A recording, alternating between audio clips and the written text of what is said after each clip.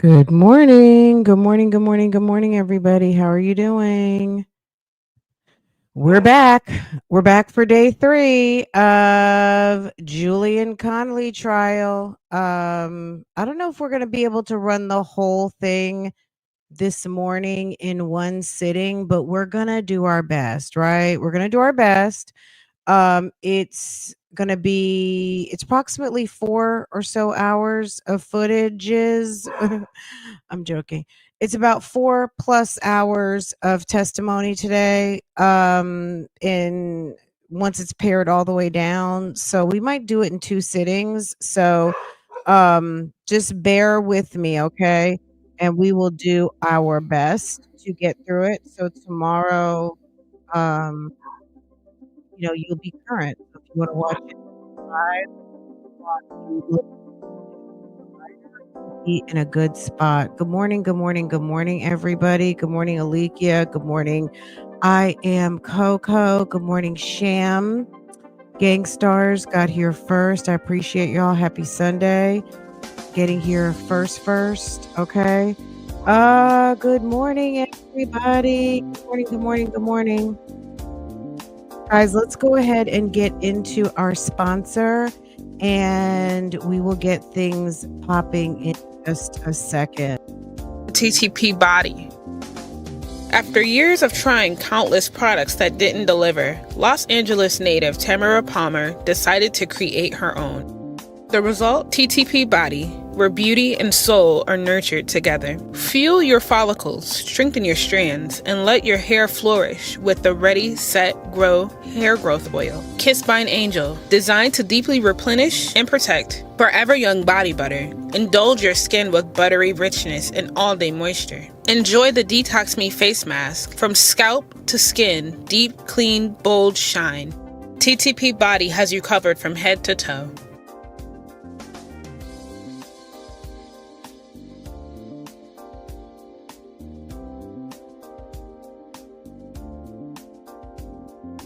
Glow is just one click away.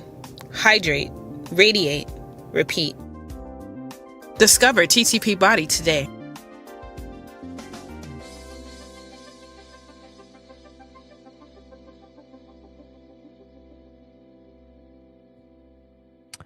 And all the information for our sponsor can be found in the description box or on your screen. Get into it. And if you have any questions, let me know.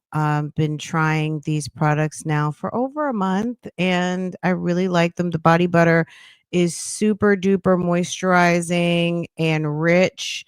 The hair growth oil is definitely moisturizing, promotes hair growth. It's super refreshing, all of those things. So go ahead and hit our girl up over at TTP Body. Okay, guys, let's get into the video where we left off. Okay, let's see where we left off. So we made it through day 1 and day 2.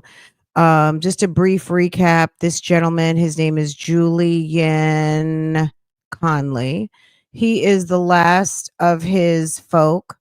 He decided to take it to a jury trial. His co-defendant went ahead and took a deal, 40 to do 20. Julian is the last man standing, and he has some very serious charges. There was, during the pandemic, there was a takeover of a particular area, and he was involved in that takeover. And he was about 19 years old at the time, but he's a grown man now. He's maybe 25. They said it's been 5 years, but plus or minus whatever the 5 years is, I think he's now 25. So he's been in jail now the better part of 5+ years and now going to trial. What took so long? Don't ask me. I don't know. I became aware of this as it was in my feed, and several of you started messaging me about this trial. So here we are. So he is, and then the another interesting fun fact is Shawn Hoover is his attorney. Shawn LWAP, tight suit, Hoover with another very goofy attorney. I don't even know his name, but baby is a mess going on over there. So anyway, let's get into it. If you missed anything, I in the description box, I put a link. I create a playlist. You know me and a playlist. Love a good playlist. So if you hadn't been watching and you are just getting into this, I made a playlist. So it'll make it very easy breezy for you to be able to get caught up when you have time. And we do some commentary through it. I'm not stopping a lot like you might be used to, but we're getting into a little something something. We're talking about some key finer points at times, and also you guys are talking in the comments. Okay, I meant to use my other platform today and I did not do it, but that's okay. um yeah, you guys are talking in the comments. So you guys talk to each other. I'm going to chime in. I just don't want to break in too much. That way we can make some progress, because baby, we're trying to get caught up on 3 days of testimony, and we've gotten through day 1, day 2, and now we're into day 3. So in all likelihood, we could be current tomorrow. So anywho, girl, is that what you say? Keonce has spoken, baby. Good morning. Good morning, everybody. Good morning. Good morning. Good morning. I'm drinking coffee. I'm getting ready to warm up my seafood bag from last night. I couldn't eat it after the oysters, steamed oysters, fried oysters, and a nice tall glass of very tasty water. By the time my bag came, I could not eat. I had a little bit of my crab legs, and it's pretty much still all in the bag. So, um, I'm gonna have some of that this morning while I'm watching with you guys. So drop your breakfast in the chat. Are you drinking? Are you having your coffee right now? Are you getting your lunch ready? And then we got something to do.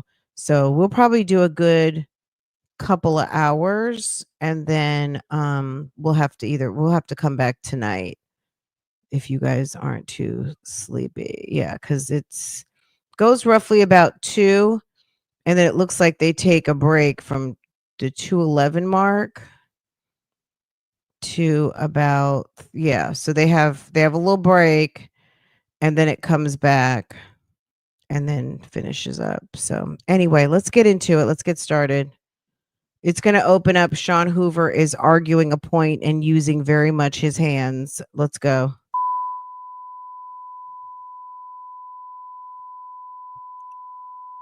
That noise is annoying for a reason, right?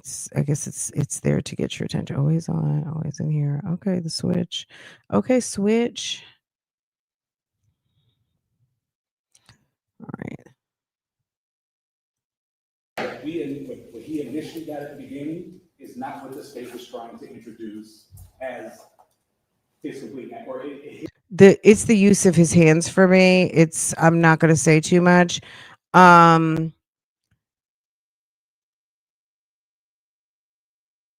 He's very animated.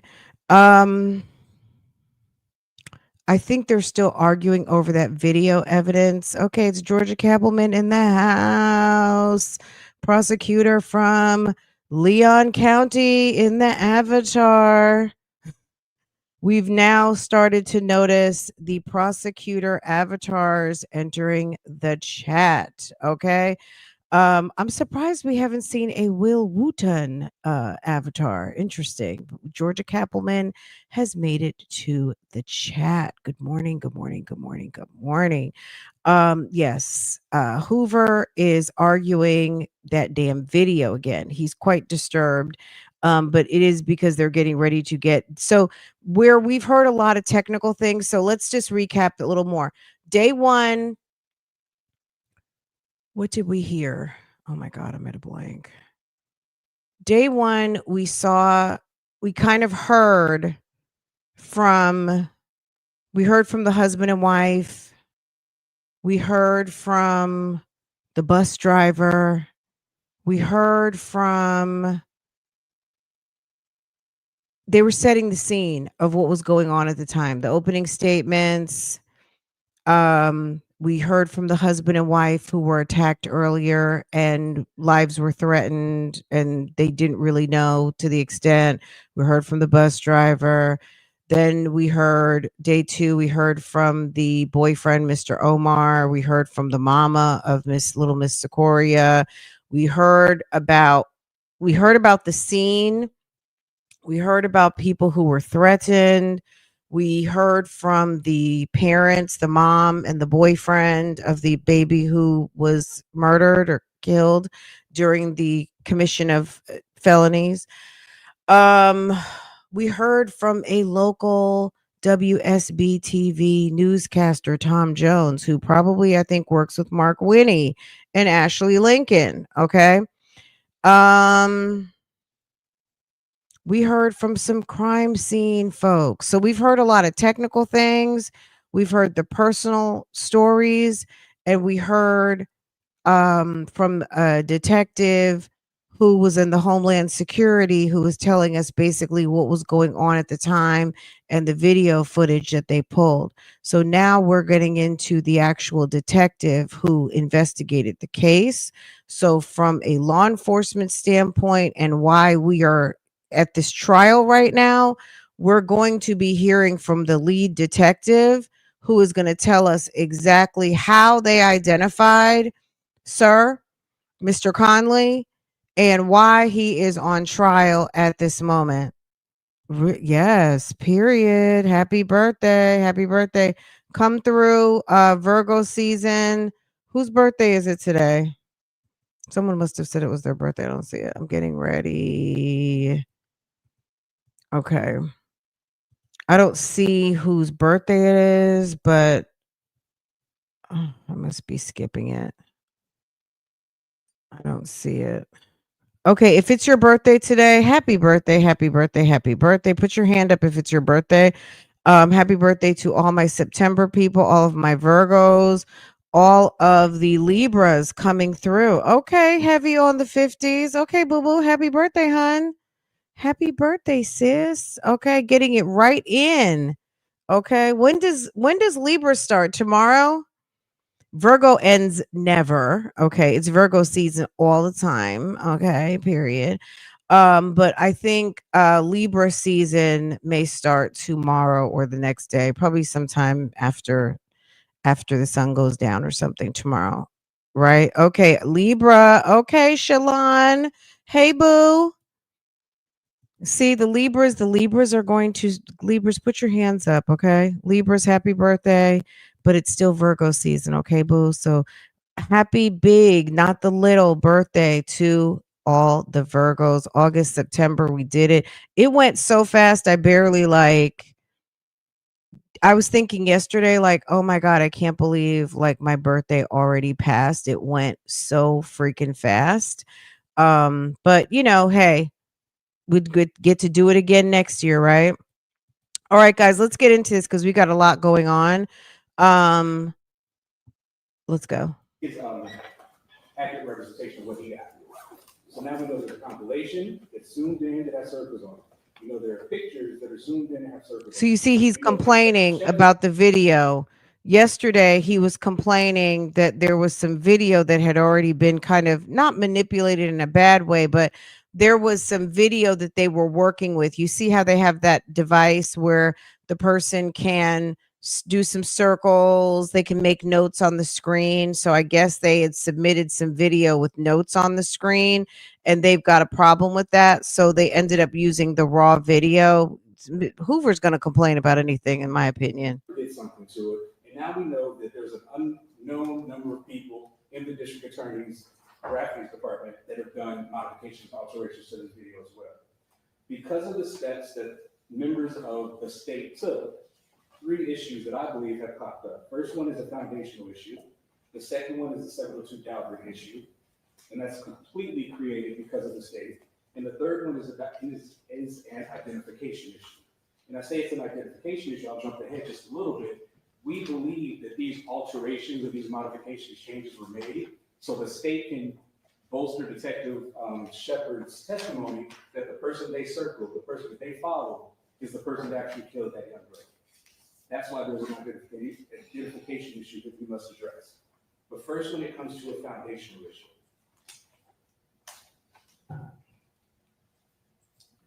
I'm just going to say, by the time you're thirsty, you're already dehydrated. You should be hydrating all day so you don't get thirsty. Okay. I'm just going to say it like that. Under Georgia law, generally a videotape is admissible where the operator of the machine, which produced it, or one who personally witnessed the events recorded, testifies that the videotape accurately portrayed what the witness saw take place at the time the events occurred. This is why we have to ask those questions: is it a fair and accurate representation of what you see? Investigator T, when asked those questions, said yes. That's why we went to the next step. But then when we found out that there was stuff on the State's Exhibit 2 that he didn't receive, he didn't get from the 3 locations somebody else did, that he just saw later, that was a huge problem. If they want to admit videos, Your Honor, the person they're trying to admit it through has to say, yes, this is an accurate and fair representation of what I perceived, what I received, what I saw, or what I recorded. Now, I believe it's a position of the defense that because of the steps that multiple people that are a part of the state took, there isn't now a single witness that can answer those questions truthfully. And I say that because, again, we get it. They can't bring in anybody from the 3 locations because all they gave was the raw video. So that new altered stuff, they can't say, yes, this is accurate representation. It's not what they gave. Detective or Investigator T can't say, yes, this is what I was given, because we know now it was altered. We believe Detective Shepard can't say, yes, this is an accurate representation of what I was given, because it wasn't. We know he made alterations himself, and then it moved on to their graphics department. We don't know how many people in the graphics department touched this. We don't know what they did with it. And I'm going to get to that in a minute with the 702. But as of right now, this has passed through so many hands from the quote unquote raw video that the state was talking about, that what they're trying to get in now, there isn't a witness that they presented to us, that they told us about, that we've been able to speak to, that can say, yes, this is a fair, accurate representation of what I received, because it's been altered, changed, and modified so much. I'm just going to say, in 2025, isn't it possible to just give a jump drive that is not writable, editable, anything, and put a chain of custody on that particular jump drive? And this is what's to be used, period. This is what's coming to court. Whatever you do to it on the side is your business, but that can't be submitted to court. We're always going to have to use this chain of custody, right? That's just ridiculous. Like, I get that stuff can be done with video, but if there's so much distrust, which I get it, with what could happen and what could be manipulated, edited, AI'd, all of the things, just have one certified copy that everybody has to use from, that you take your notes, that you get your timestamps, that you do everything with. And that's the one that is going to be turned into the court. And that's the one that's going to be played. You know what I mean? Like, I don't understand why there's all these problems with this copy, that copy, this person had it, graphics department had it. Okay, fine. But that's not what we're using in court. You know, if you need to manipulate it, to see it, to study it, to investigate with it, that's fine. But that's not the copy that's going to make it into evidence in trial. The evidence in trial is the one certified jump drive from which the evidence was collected from whatever computer or device or whatever. You know what I mean? Like, I don't understand why they just don't make a stipulation like that, that this is the master copy and the master copy will be the only copy that's referred to. You know what I mean? Rather than all of this foolishness. He's just trying to make a technical issue. Absolutely. It's stupid.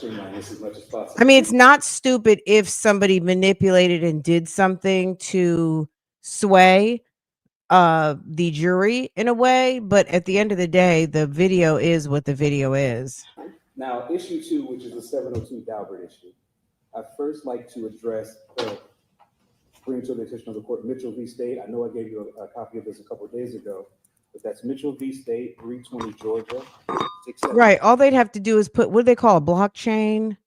All they would have to do is put like one of those, I think it's called a blockchain or something like that, to make it like, that's it.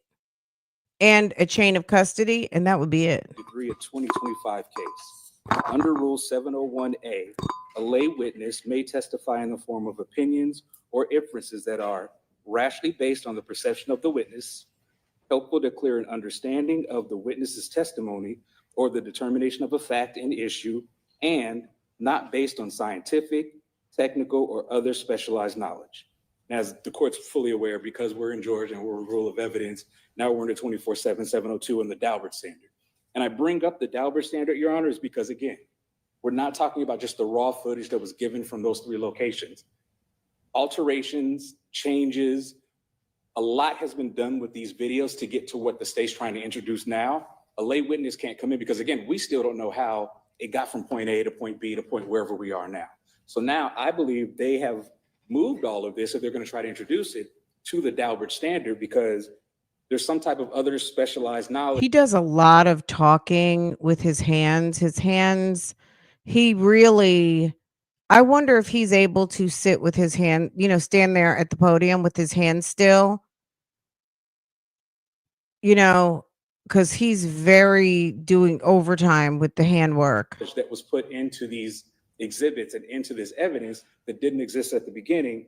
We have to have a whole hearing about that. Now, the admissibility of expert testimony in Georgia, like I said, is governed by 24/7 702, which provides as follows.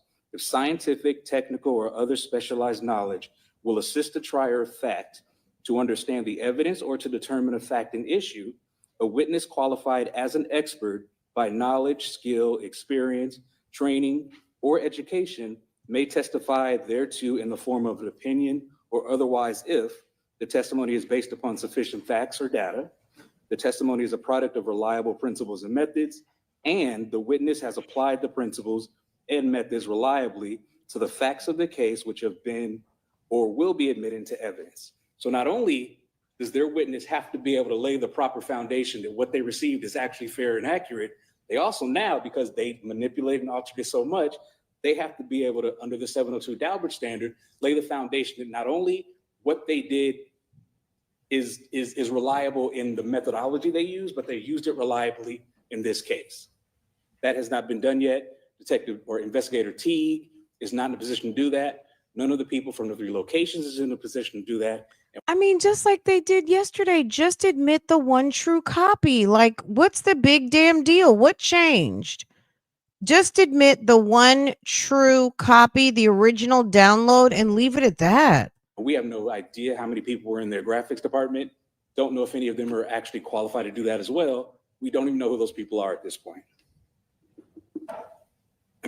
Now, issue number 3 is an identification issue. Now, Your Honor, I believe, well, not I believe, I mean, it's pretty much common that the reason the state did this is because there are parts of certain videos that, I mean, it's outside, so it's dark, and there's a distance, and there are a bunch of people, a bunch of things walking around.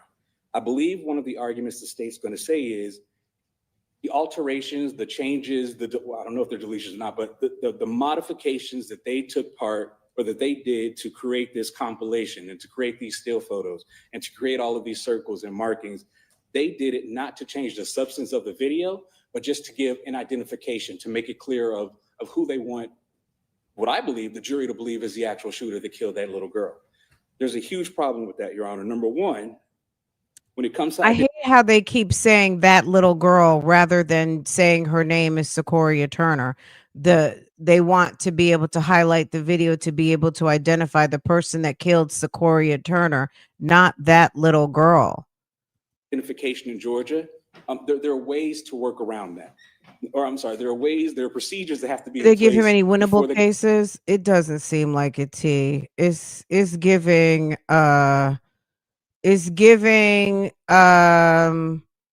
just get him a decent deal. Put a witness up there that could testify to that, especially when it comes to a video that's blurry. It's giving So the first one, El Your Honor, Wap part Hoover. one, El is Wapo. who can actually make that identification. Part two is how can they make that identification, and part three is Does he when. ever have a does he ever have a he wasn't there? Did he ever have a misidentified? Did he ever have a I mean, it's always a technicality, right? It's always a technical defense. It's always, I got you. Y'all not playing fair. Y'all edited the video. Can they make it? So for starting with part one, Georgia law, someone who personally knows the person being identified. So in this case, it's someone who personally knows Mr. Conley. They can get on the stand, look at a video that's blurry, and says, yes, I know that's Mr. Conley, or yes, I know that's somebody else. Again, I would like to turn the court's attention to Mitchell v. State, 320 Georgia 673. I already wrote. Or just not even just adultification. It's that girl. I mean, she's a girl, but she's a person. She's a person who had a name and she's loved, and her mother's sitting in the gallery. So why not address her as a person? He is on trial not for just a killing of a girl. He's on trial for the murder of Secoriea Turner. Like, just use, don't diminish her down to just a individual by sex. She's a person named Secoriea. You know what I mean? She's missed by her classmates, her mother, the people in her neighborhood. She's not just a random female that was 8 years old.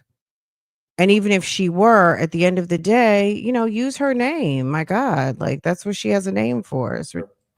Spoke about under Rule 701 in lay witnesses, so I'll skip to the next part. Such lay opinion testimony may include a witness's identification of a defendant in surveillance photographs or video recordings, at least where there is some basis for concluding that a witness is more likely than the jury to correctly identify the person or the defendant. Yeah, he admitted. I'm just saying in general, he's not going to say he wasn't there because he is there. Let's just look at the indictment real quick. Is this it? Hold on a second, y'all.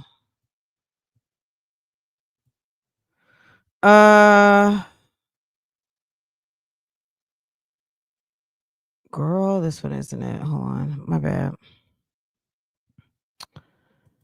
I was looking at this last night. Okay, hold on. Let me find it. Okay, let me let this play a little bit. I'll play in the photo or video. One such basis is the witness's familiarity with the defendant's appearance.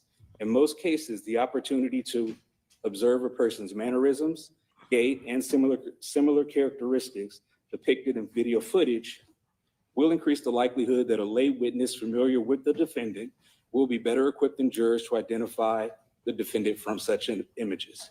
A lay witness with such familiarity would be in an even better position than jurors to identify the defendant where the video was of such poor quality that the average juror would not be able to distinguish the faces by themselves. Investigator Teague is not the person that can do that. And Detective Shepard is definitely not the person familiar enough with Mr. Conley to be able to identify somebody better than the jury can. They are not proper witnesses that can do that. Part two, someone who was a witness or victim on the scene during the actual incident. I would like to turn the court's opinion or turn the court to Pearson v. State, Pearson v. State, 311 Georgia 26, a 2021 case. It is improper to allow a witness to testify as to the identity of a person in a video or photograph when such opinion evidence tends only to establish a fact, which average jurors could decide thinking for themselves and drawing their own. I'm just trying to figure out why, if you just watch Donna Adelson, right? Judge Everett, he was like, look, I don't want to have any of these problems during the trial. We're going to argue everything before the trial starts. Why are they arguing video evidence that you knew was problematic for you before the trial? Why was this not argued? Where is the pre-trial? This is what pre-trial is for. Why are you doing like pre-trial type motions and arguing in the trial? Why wasn't this done before? This issue should already be settled. Why are we doing this now? Like, that's one thing I don't understand. Like, even with Dunaway and Nesto, there's several motions that are still not decided. Why are they not doing the pretrial during pretrial? You're arguing stuff that, I mean, stuff will come up on the fly because there will be problems to happen during trial that you might have to take a minute, let the jury out and argue certain things. But something like video evidence that is key to the trial, everybody has seen this throughout probably the past couple of years. Why are they not arguing this in the pretrial before the trial started? So now you got the jury sitting back there while he's going through law.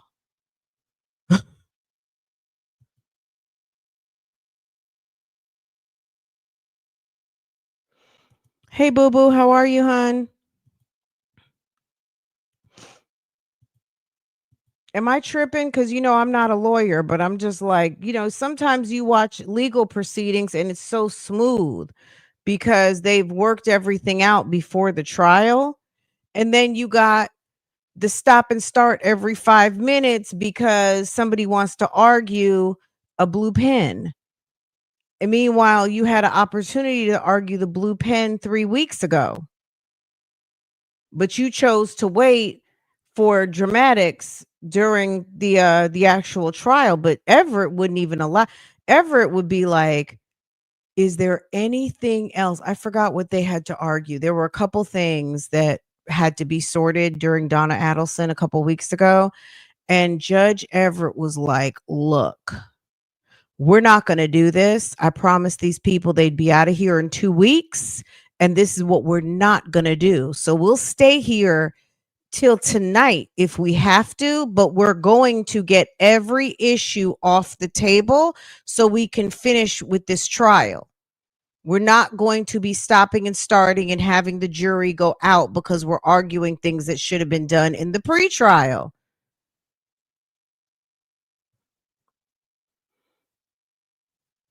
He's wasting the jury's time. This is stuff that should have been done already. But he just came off of vacation, right? You're on vacation. Like, I'm sorry, there's just some jobs, unfortunately, that you don't really get to have a vacation.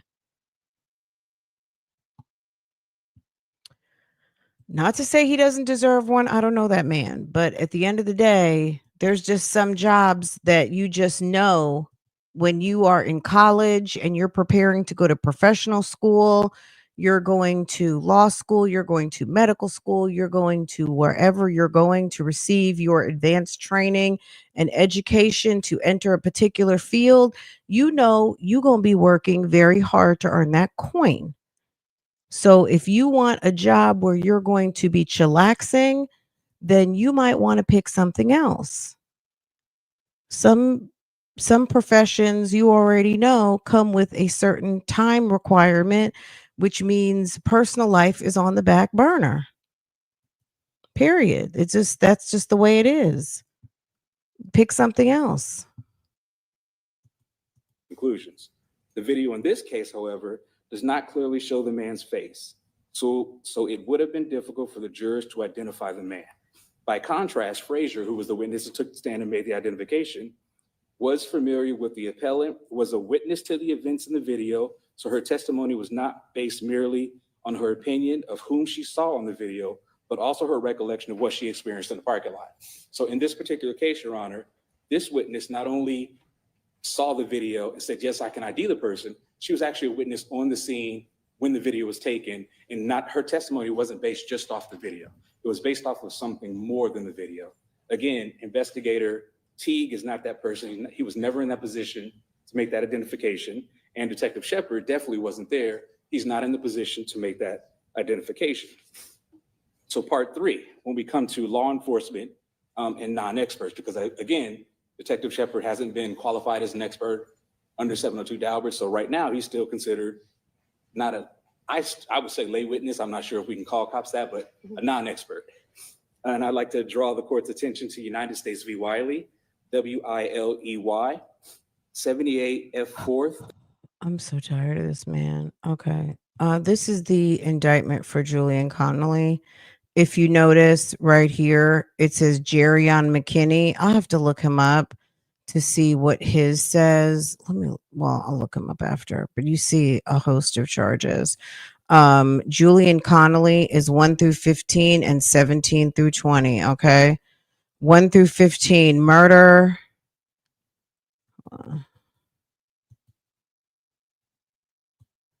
Okay, 1 through 15, murder, felony murder, aggravated assault with a deadly weapon ×3, criminal damage to property, first degree, possession of a firearm during the commission of a felony, violation of street gang ×4, aggravated assault ×2 with a deadly weapon, possession of a firearm with the commission of a felony. So that's 1 through 15, and then 17 through 20 is what? 17, violation of street gang, 1, 2, 3, 4 ×4 again. A mess. Prevention Act and the Prevention Act, OCGA 1615-4E. Okay. And it says in the name and behalf of the citizens of Georgia, do charge Julian Conley with the offense of murder. I'm going to try and just go through it really quick so we don't get caught up.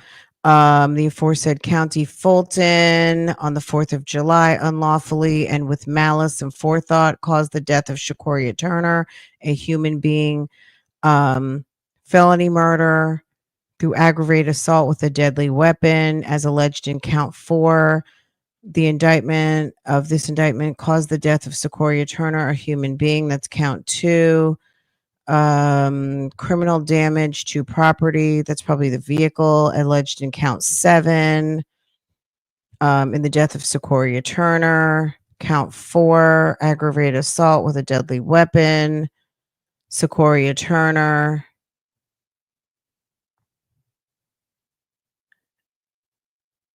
Okay, in the death of Secoriea Turner, count 5, aggravated assault. This was on Charmaine Turner. She's a victim. Count 6, Omar Sharif Ivory.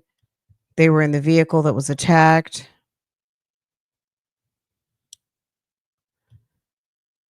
Damage to property, Charmaine's vehicle. I'm sure probably the McCoys are on there too, I would imagine. Julian, 4th of July, did unlawfully have and within the following felonies against murder, count 1, felony murder 2. This was count 8. Counts contrary to law. So possession of a firearm in the commission of these offenses, count 1, count 2, count 3, 4, 6, and 7, using the firearm. I wonder if the McCoys are in here. I'm sure the McCoys have got to be in here.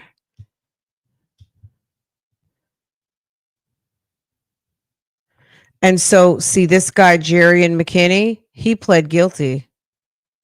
How is Jerrion guilty and you're not, and you were there? Jerrion can't be guilty and you. Okay, and then here's Mr. McCord. The aggravated assault with a deadly weapon on Christopher McCord.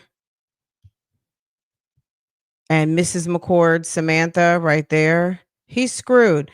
The use of a firearm during 13 and 14, that's 15. And then I'm sure 17 through 20 is how they shut the streets down. There's witnesses to them taking over the streets. Yeah, I posted this on Patreon if you want to read it in detail or just stop your screen to go through. But this is the indictment. A mess. Okay. And Sir was 19 at the time. Not that that makes a difference, but he was of age, and he was at a legal age to be charged as an adult, but it's been 5 years. So He's had some time to sit and think, but at the end of the day, you see the people who sat yesterday and they're still sad, they're still crying, it still brings them tears, they're still sitting in a lot of stress and trauma from this incident. At the end of the day, oh well, you know what I mean? He's going to have to deal with it. All right, let's get back to this. I'm going to try and interrupt minimally because we haven't gotten too far. Let's see. A non-expert. And I'd like to draw the court's attention to United States v. Wiley, Wiley, 78 F. 4th, 1355. That is a 2023 11th Circuit case. We have explained that lay opinion identification testimony may be helpful to the jury where there is some basis for concluding that the witness is more likely to correctly identify the defendant from the photograph than is a jury. On the one end of the spectrum, familiarity derived from a witness's close relationship. You know, there are defense attorneys who are just like, there's just some cases I won't take. And I think that's you shouldn't, which I don't know that there's anyone who does this, but I guess if you're a public defender, you have to get what your boss assigns you. You can't stand on moral high ground. You get assigned a case, you got to do what you got to do with it, right? I don't know how that works. Anyone who's an attorney or familiar with how the public defender's office works. But there are people in their own practice who, if they don't feel a way about a particular potential client, they do not take that client. If they don't believe them, or they don't defend rapists, or they don't defend child killers or domestic violence type things. They'll defend some things, but they don't defend everything. Yeah, all day I could do that. But if I had to, you walk in and I found out you just took out a whole entire city block for no, you know what I mean? Like, no way, but yeah, there's, a mess. Yeah. So public defender, you're making that state check and you got to take what you get, right? You got to make lemonade. It's a whole lemonade job. Now you have your own practice. You can pick and choose what you want to deal with, right? To or substantial and sustained contact with the defendant weighs heavily in favor of admitting the witness's identification. On the other hand, knowledge of the defendant's appearance based entirely on the witness's review of photographs is not based on anything more than the evidence the jury would have before his trial. Now, Your Honor, in this case, well, basically, let me back up. What this case basically says is an officer that looks at a surveillance video, it says, well, I think this is somebody, so I'm going to identify that person as somebody in front of a jury. You can't do that. There has to be more than that. In this particular case, United States v. Wiley, the court went on to say some of the officers couldn't identify him because all they did was look at a video, and that's not enough, because that's what the jury's supposed to do. But they did say that there was one or two officers that actually, shortly after the incident happened, shortly after the video was recorded and received, they were actually present and arrested the defendant. So they saw the video after they already saw the defendant in short time, and they could identify as this is the person that we believe we arrested. Detective Shepard still can't do that. Mr. Regis actually, I don't want to jump to it. So the point is, Detective Shepard, all of the information that was received throughout this trial and all of the information that we know Detective Shepard received was a black guy, may have had a mask, well, no, not may have had a mask, did have a mask, but we're not sure exactly which kind. Could have been a COVID mask, could have been another mask from a bounty hunter, dressed in all black. One had a white t-shirt on. No one ever described what or at least there's no testimony that any witness ever described what Mr. Conley looked like or what Mr. Conley was, or how he was dressed. So before Mr. Conley, and I'm gonna go talk about the press conference he gave. Before Mr. Conley gave that press conference, the only identifications for the actual shooter were black men that didn't look like him and clearly weren't dressed like him. Then Detective Shepard, we all saw that the state brought in the Tom Jones? Yes, Mr. Tom Jones as a witness. We saw the interview, we saw the press conference, we see what Mr. Conley looks like. So at the point where what Wiley says is the officers close in time to getting having the incident happen, getting the recording and arresting the defendant, Detective Shepard isn't that person that can bring that information in as well. Now, I believe what the state's going to say is because it was dark, again, because it was dark, because you can't see everything, that we're just assisting the jury in determining who did what. Well, that's not how that works, Your Honor. What they're actually trying to do, again, is trying to put an officer on the stand, Detective Shepard, and bolster his testimony by saying, I believe this is Julian Conley. Let's follow Julian Conley, or the person we think it is, and we believe that's the person that shot him. That's not how evidence is supposed to work. The state, this isn't like they blew up a picture and just made it a little bigger for them to look at. This isn't even in certain instances where you lighten a picture so you can kind of see something else. They're leaving the video, the quality of the video the same. They're just literally circling it and pointing arrows at this person and saying, hey, this is Mr. Conley. He's the one that did everything. They haven't presented a single witness that can actually do that. And that starts at the very beginning when it comes to foundation. Now, also, Your Honor, I believe the state may make or take the position that this happened so many years ago, and Mr. Conley's appearance may or may not have changed. He doesn't look like the same that he looked back then in the video. Well, that's not true. In their opening, Your Honor, they showed the video, they showed a picture of Mr. Conley for the MARTA bus, which was like 6 hours before the shooting. You clearly see his face. Furthermore, not only in their opening, they showed this, the press conference, but they literally played the video to where they saw what Mr. Conley looked like after the incident when he gave the press conference with his former attorney. So they can't get up here now and say, well, his appearance has changed and Detective Shepard knew what he looked like back then and knew what he looked like now, so he's assisting them with that. That's over because the state ended that themselves when they played the press conference. Make sure I don't miss anything or backtrack.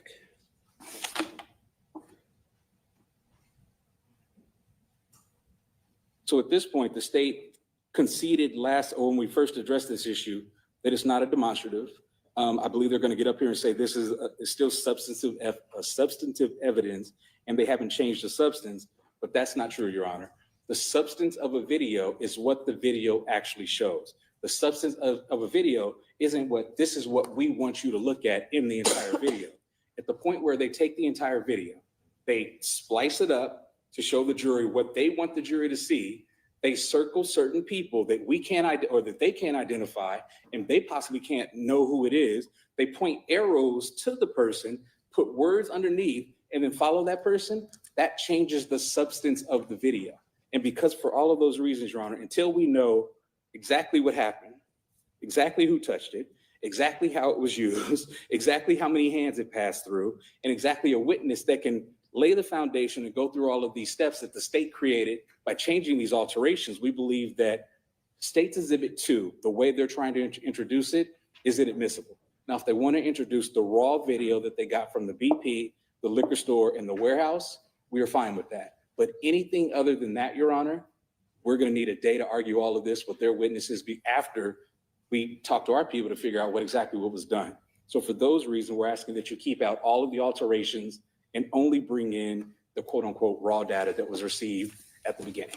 Do you agree that they could play the raw data and zoom in as they show that on the computer? Yes, in front of a jury, yes. Okay. However, yes, they can do that, but I do not believe that once they do zoom in, they can say, this is Julian Conley doing ... That's for the jury, unless they can show some type of familiarity to prove that, to show how they know that's Julian Conley. Do you agree that these witnesses could testify that the person in the video resembles Mr. Conley? Well, that's the question. Which witnesses? I'm asking you. No.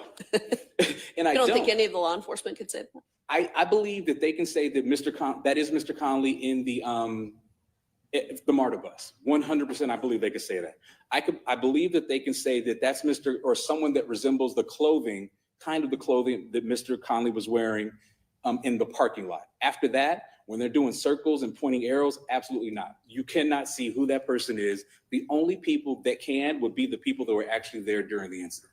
And if they characterize particularly the still photograph with the circles on it, if they characterize that as a demonstrative, how would that change your argument, or would it at all?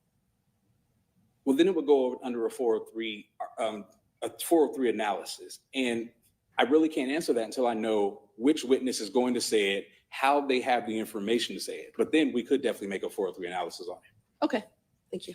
Thank you, Your Honor. Miss, do you mind if I just? Not at all. Mm-mm. So I'm going to start with the argument as it relates to the videos being I guess, altered in the sense that they're not the raw footage. The testimony of Detective Teague is the compilation is the raw footage, but it's the raw footage from the 3 different locations next to each other. So it's like playing 2 separate TVs side by side. So if you want us to bring in another big screen, we can play them both at the same time, because that would be what this is equivalent to. It's just playing the BP at 8 o'clock, let's say, for example, and then playing the warehouse video cameras at the exact same time in 2 separate TVs. So if the court wants to give us time to bring in another Mondo board or large TV, we'll be happy to do that.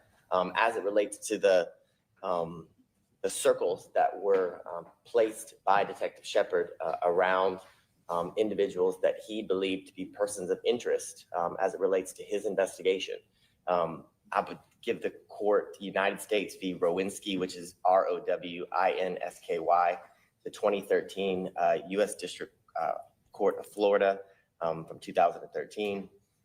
In that case, the court says, as for the circles and arrows added around pictures and people in the videos, the court does not agree that they constitute hearsay. Rather, the circles and arrows are more akin to summary charts, effectively summarizing the images that the government believes to be relevant from the photographs and the videos containing numerous people whose presence is allegedly irrelevant to the charges in the case, which is exactly what we have here. He identified people or persons of interest, and he followed those people and persons of interest through the hours of footage that he watched in all 3 of the video systems that he was able to recover. That's all this is akin to. So it's not hearsay. There's no markings that would constitute as testimonial as it relates to Detective Shepard's circles on the video. And more importantly, it doesn't alter the raw footage. The raw footage is the raw footage. It just puts a circle around one of the individuals contained within the raw footage. As it relates to the... So hold on one second. So the photograph with the circles and some words on it, that hasn't been altered in any way. That's not, that the image itself hasn't been changed by your graphics department? No. Other than to add the circles and the words? Well, the circles were added by the actual photographs that are found in Detective Shepard's report are photographs made from stopping video, screenshotting it, and then putting it in his lead supplement and putting circles around the people he followed as persons of interest. With marker? Correct. Okay. Or marker in the sense that it's a computer marker, like, yes, with marker, for lack of a better word. Okay. So there's no alterations as it relates to any of the raw footage as described by defense counsel during his argument. As it relates to the identification issue brought up by defense counsel, I would wholly disagree that this is a 702 issue. It has nothing to do with, this is lay witness testimony that would be more than permissible under 701. I would bring to the court's attention first, Taylor v. State, which is 315 Georgia 630. It's a 2023 case. According to the 11th Circuit Court of Appeals, identification testimony that's based on a witness's firsthand observation of the defendant's appearance is the type of evidence contemplated by Rule 701. And I meant, Your Honor, United States versus Knowles, KNOWLES 889 F3D. Can I have that side one more time? Yes, I apologize. That's okay. 889 F3D 1251. It's an 11th Circuit Court case from 2018. Okay. I'd also bring to the court's attention Cross v. State. In that, in Cross, the court makes clear, I apologize. Also, another remedy is if there's 2 chain of custody copies of a particular video and there's a master copy that's kept locked, right, with a blockchain or something just for very, you know what I mean, like in the event a Hoover has to come through and question every damn thing. I mean, number one, people are messing with their licenses and their livelihoods by doctoring and doing unethical stuff. That's number one. Number two, the evidence speaks for itself, not to mention the man placed himself at the scene with his dumb ass. Okay. Also, he was on the streets when he shouldn't have been, trying to play police officer when he wasn't. And then they went and shoot him up bang bang like they're in the middle of war. And you were on the streets of Atlanta when your ass should be home, probably getting ready for community college or school somewhere, right? It's ridiculous. But there should be some sort of way to verify and some sort of protocol in terms of capturing screenshots that makes people feel comfortable that if you're capturing screenshots, you're capturing them directly from the master footage, things like that. Like, these are things that should be able to be remedied very quickly without having to sit there and accuse people of doing something that they may or may not have done. Because if they did do it, it should be easily verifiable with a master copy, right? So anyway, okay, let's keep going.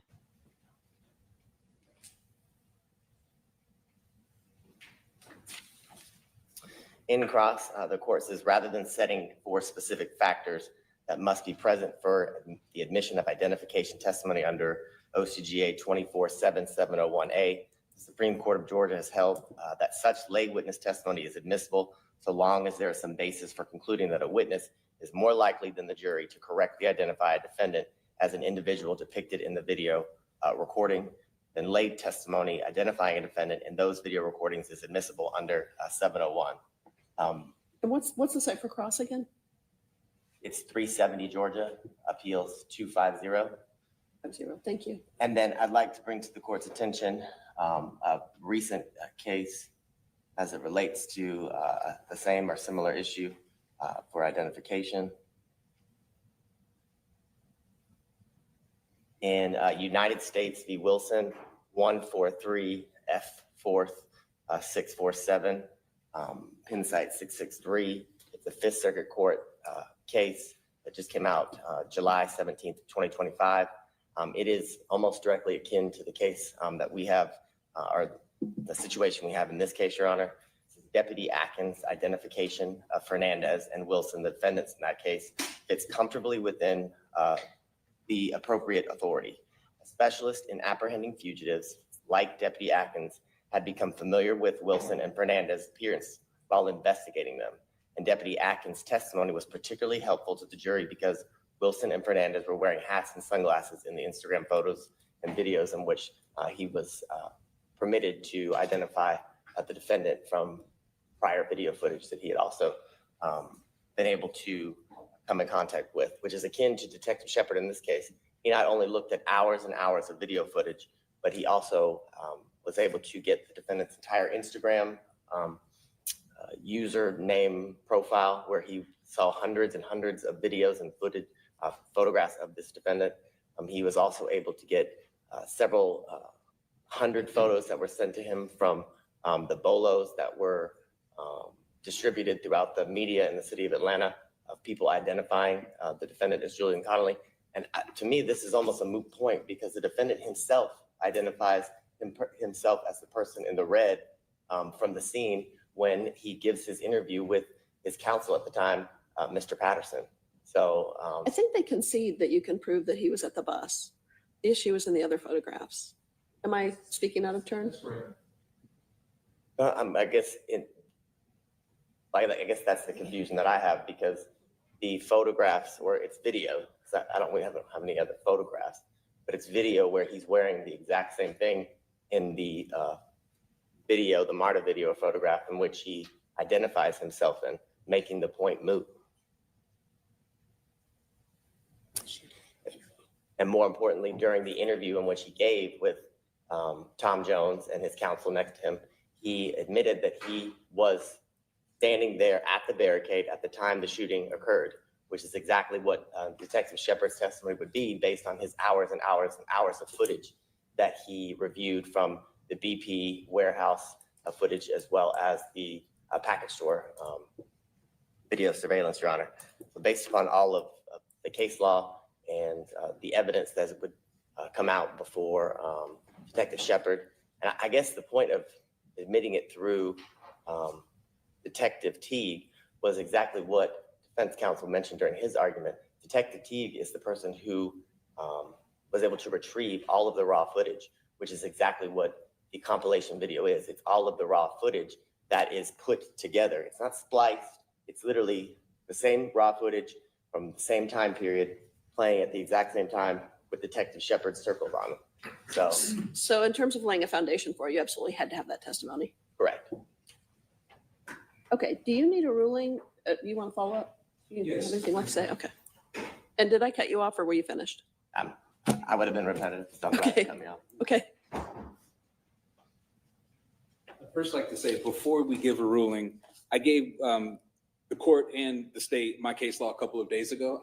They're just now telling me these cases. I haven't had an opportunity to look at them yet, so I would like to look at them before the court gives a ruling.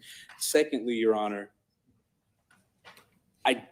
just listening to the state's argument, I still don't believe that they're on the same issue that we are. It sounds like one of their cases, the officer that was on the stand was a specialized officer who specialized in investigating people, and he's bringing that information in. They haven't presented any information that Investigator Teague or Shepard are specialized in anything other than collecting videos and altering them. Another issue, Your Honor, is I still don't know what type of videos those cases that the state quoted were talking about. I'm specifically talking about the videos that are akin to ours.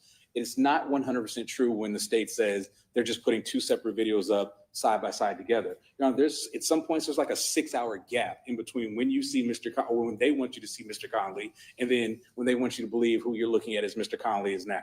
Secondly, Your Honor, yes, we can see he was there at the MARTA station. You see exactly what he's wearing. The state says, well, you can still see what he's wearing in other pictures. That is not true. The person that they're circling and literally pointing an arrow to, you can't tell what the color of the clothing is, like the state's trying to tell you. So that tells me that I don't believe their case law is on point as close to ours. Also, Your Honor, in the press conference, it's not true that when the state said Mr. Conley said that he was right there at the barricade when it happened. Mr. Conley admitted that he was at the scene, and I believe we have witnesses that are going to testify and show that that's actually true. He was at the scene, but he was not at the barricade when it happened, and he's definitely not the person that the state circled and is pointing an arrow to.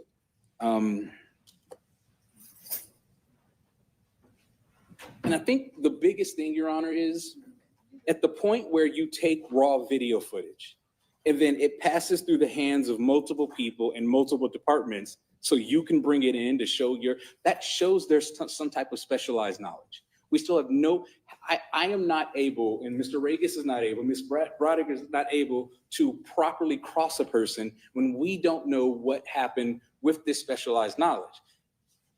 The simplest way I can look at it, Your Honor, is if I'm a third grade teacher and I'm teaching math, you want your son to know math. If I just tell your son 2 + 2 is 4, substantively, I have not changed math.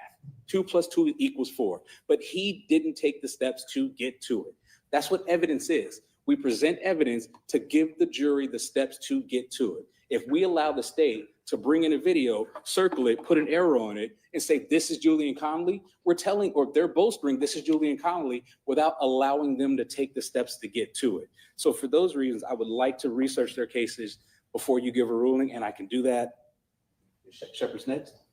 No. Then I should be able to do that. I want to before look at them Shepard. too. So to put your mind at ease, I'm also going to look at his cases. But do you agree they could do that in court? Do you agree that playing the raw footage, the detective could circle it on the screen and then they could print that? 100%. Well, that would just, if you want to add hours to his testimony, that's fine. But if 2 + 2 = 4 always, and all the state is doing, you've got 2 + 2 that's a little bit smaller, and then you zoom in and you still have 2 + 2. It's just a larger version of 2 + 2. The 4 is still the same. And the 6 hours of footage that he claims that were spliced, and that's when you see the defendant. The MARTA video is taken at 9:13 p.m. The shooting is at 9:46.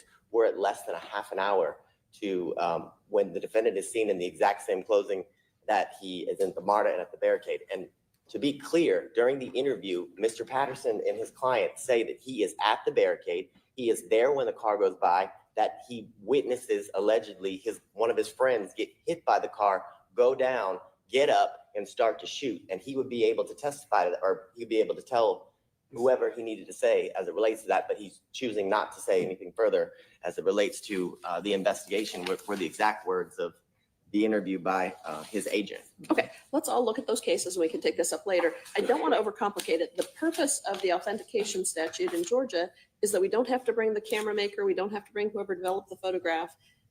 We have to have, though, a witness who can properly authenticate. So let me look at these cases and see where we are. Okay. And Judge, if I just may, depending on what your ruling is, Mr. Patterson is here, that may change. Right. Are you calling Mr. Patterson or he's your witness? We may likely be calling Mr. Patterson. Okay. Okay. I thought he was just observing. Thank you.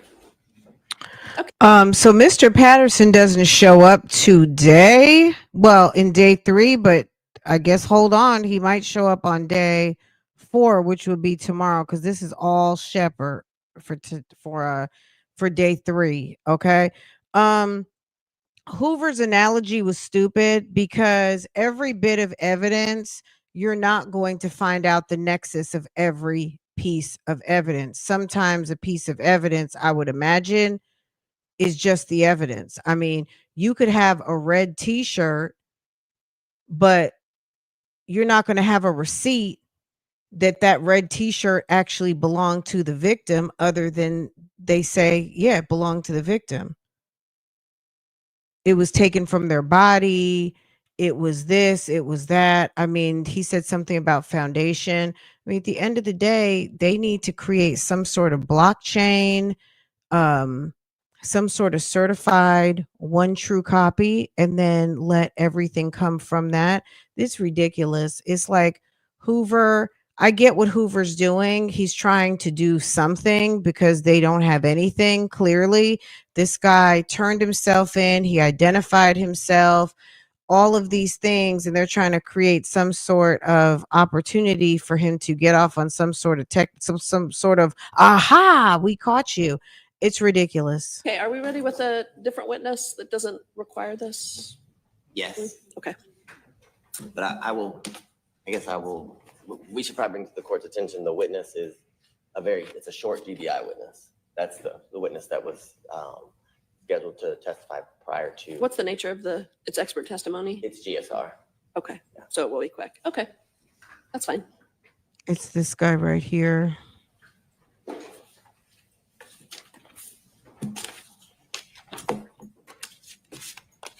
And then Shepherd comes on.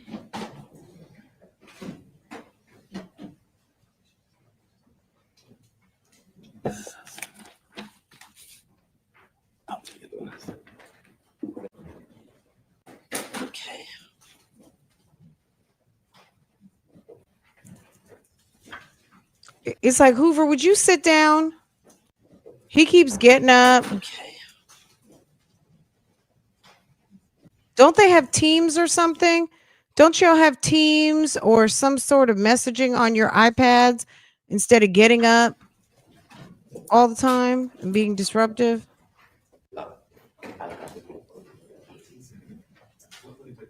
105.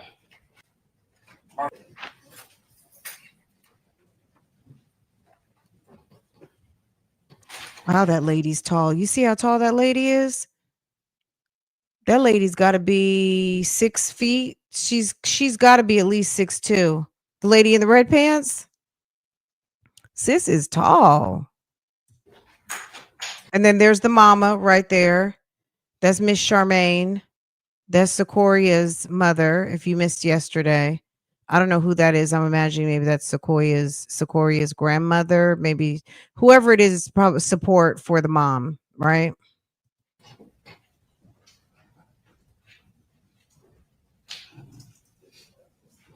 Ma'am is tall in those red pants. She's a tall girly, yes. Good morning. Thank you for your patience while we argued some legal issues. Hopefully that'll make the day run a little more smoothly. Okay, let me know if it's a little too fast. I'll do it 120. But we're going to go ahead and hear from our first witness now. Alexander Coven.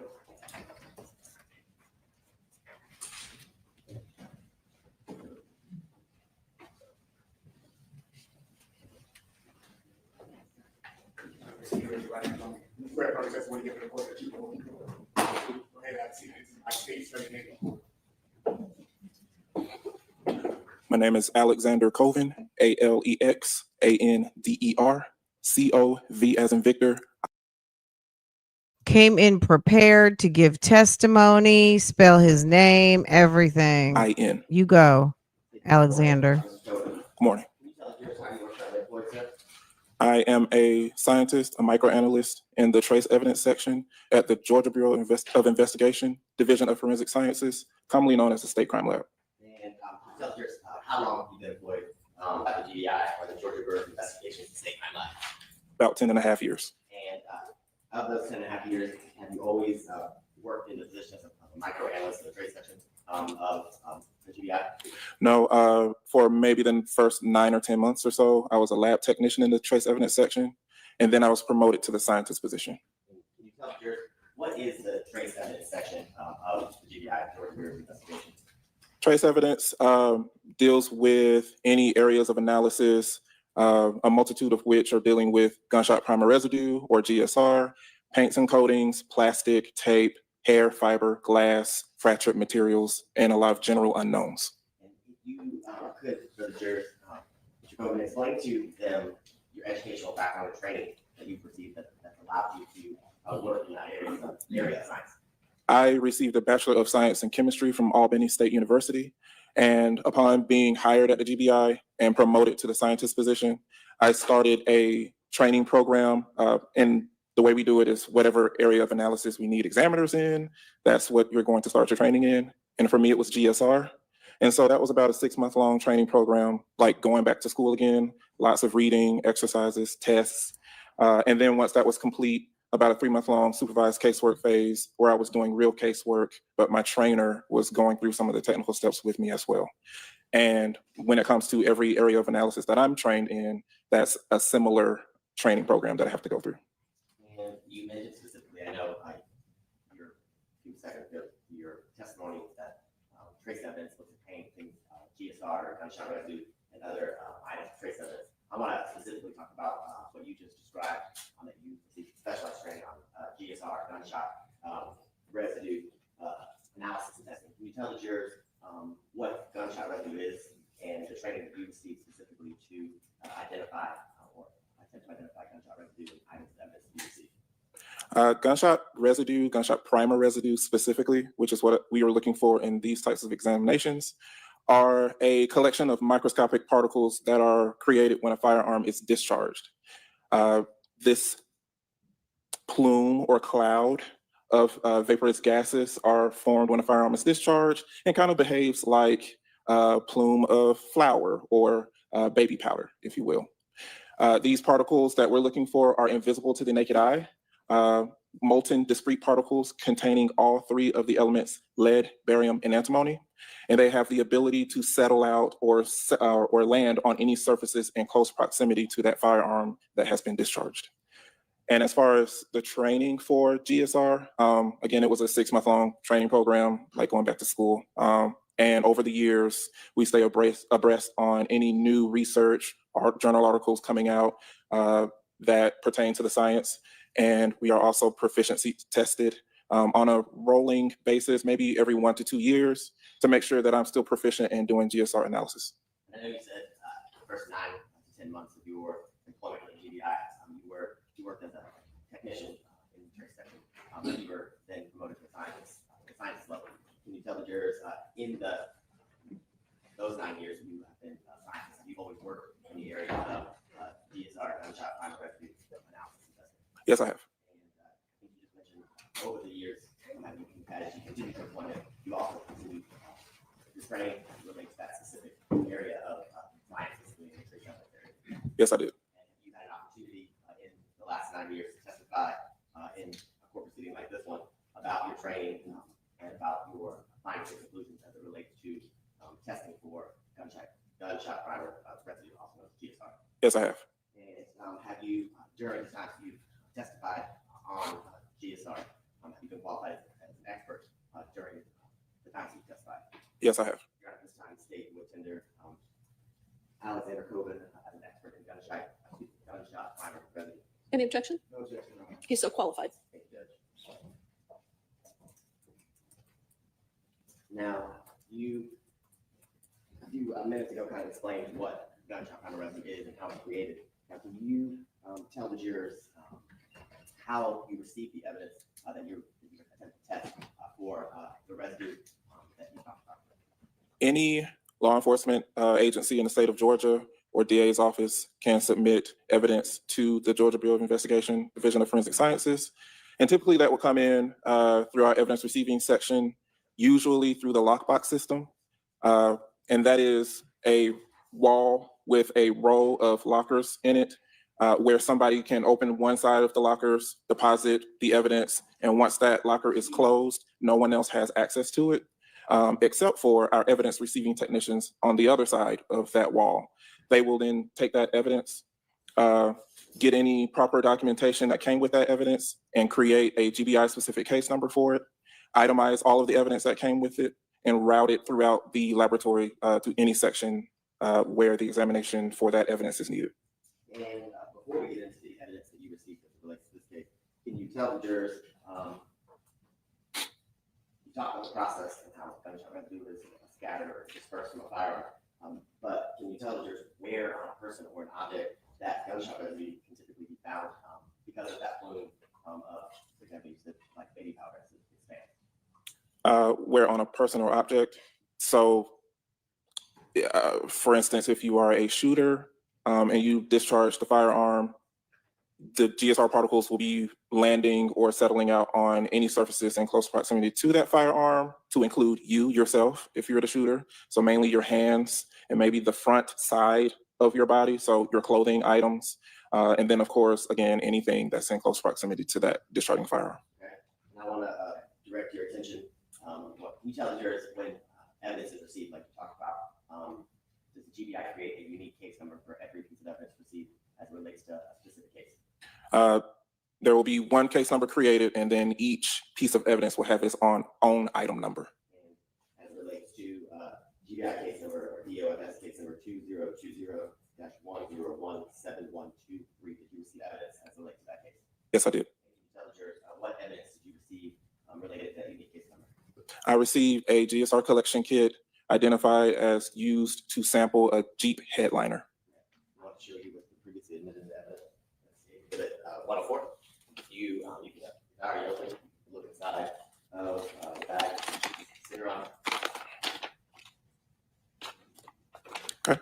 This states in 104, the kit that you received, you just described, you received as it relates to the GSR testing and analysis that you did. Yes, it is. And can you tell the jurors from looking at states in 104, kind of explain to them a little bit about the process, about how the GSR was collected as it relates to the materials or the tests that you received in 104? Typically, a person's hands or any item that you believe may have GSR on it can be sampled for GSR, usually using one of these GSR collection kits. These kits contain 3 stubs, what we call stubs, which is a 1/2 inch in diameter metal disc with black carbon adhesive tape on the top. And so any surface that you think has GSR on it, you can take those stubs and dab and sample that area for GSR, and any particulate matter that is there can be picked up. Typically, you would have a right hand stub, a left hand stub, and then a control stub.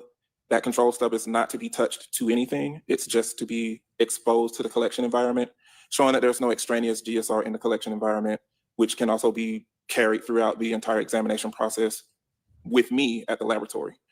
Like I said, usually it's a hand kit, so a person's hands will be getting sampled for using these kits, but in some cases, like in this one, a vehicle can be sampled, and the labels for right hand and left hand can be scratched out, and you can, if it's deemed necessary, specify what area you sampled using those stubs. And is that what's done here as it relates to, I think you previously said with the headliner? Yes, so for this particular case, it was identified to me on the front of the kit that it was from a Jeep headliner, but the stubs themselves didn't have any additional information on it. And in the information that you received from the evidence receiving technician for the GBI, can you tell the jurors what agency the evidence came from? This came from Atlanta PD. And can you tell the jurors when you receive evidence and do your testing, do you memorialize your findings and conclusions in a report? Yes, I do. Okay. And did you do that in this instance? Yes, I did. And does that report that you memorialize your findings have the unique case number that we talked about specifically for the Georgia Group investigation?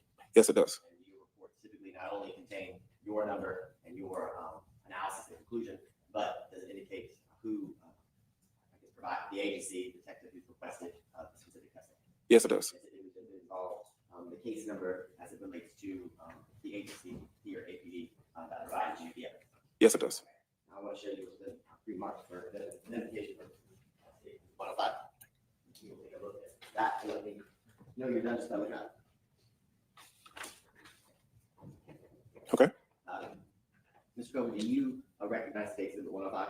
Yes, I do. Can you tell jurors how you recognize it and what it is? This is my GSR report for this particular case.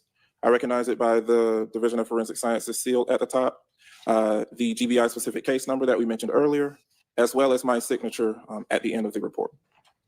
And is that a copy of the same report you created as a result of the analysis and testing that you did from the evidence contained in State Exhibit 104? Yes, it is. I just have around the state that it was remarked to say 104 evidence. Any objection? No objection, Your Honor. It's admitted and you can display it. Thank you, Judge.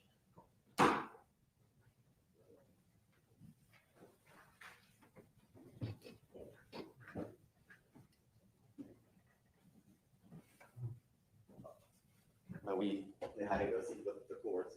I want you to talk a little bit about, you talked about what GSR is and how it's created. Can you explain to the jurors, once you receive the evidence, kind of the process that you have to go through when doing the testing and analysis to determine if there's a presence or lack of presence of GSR?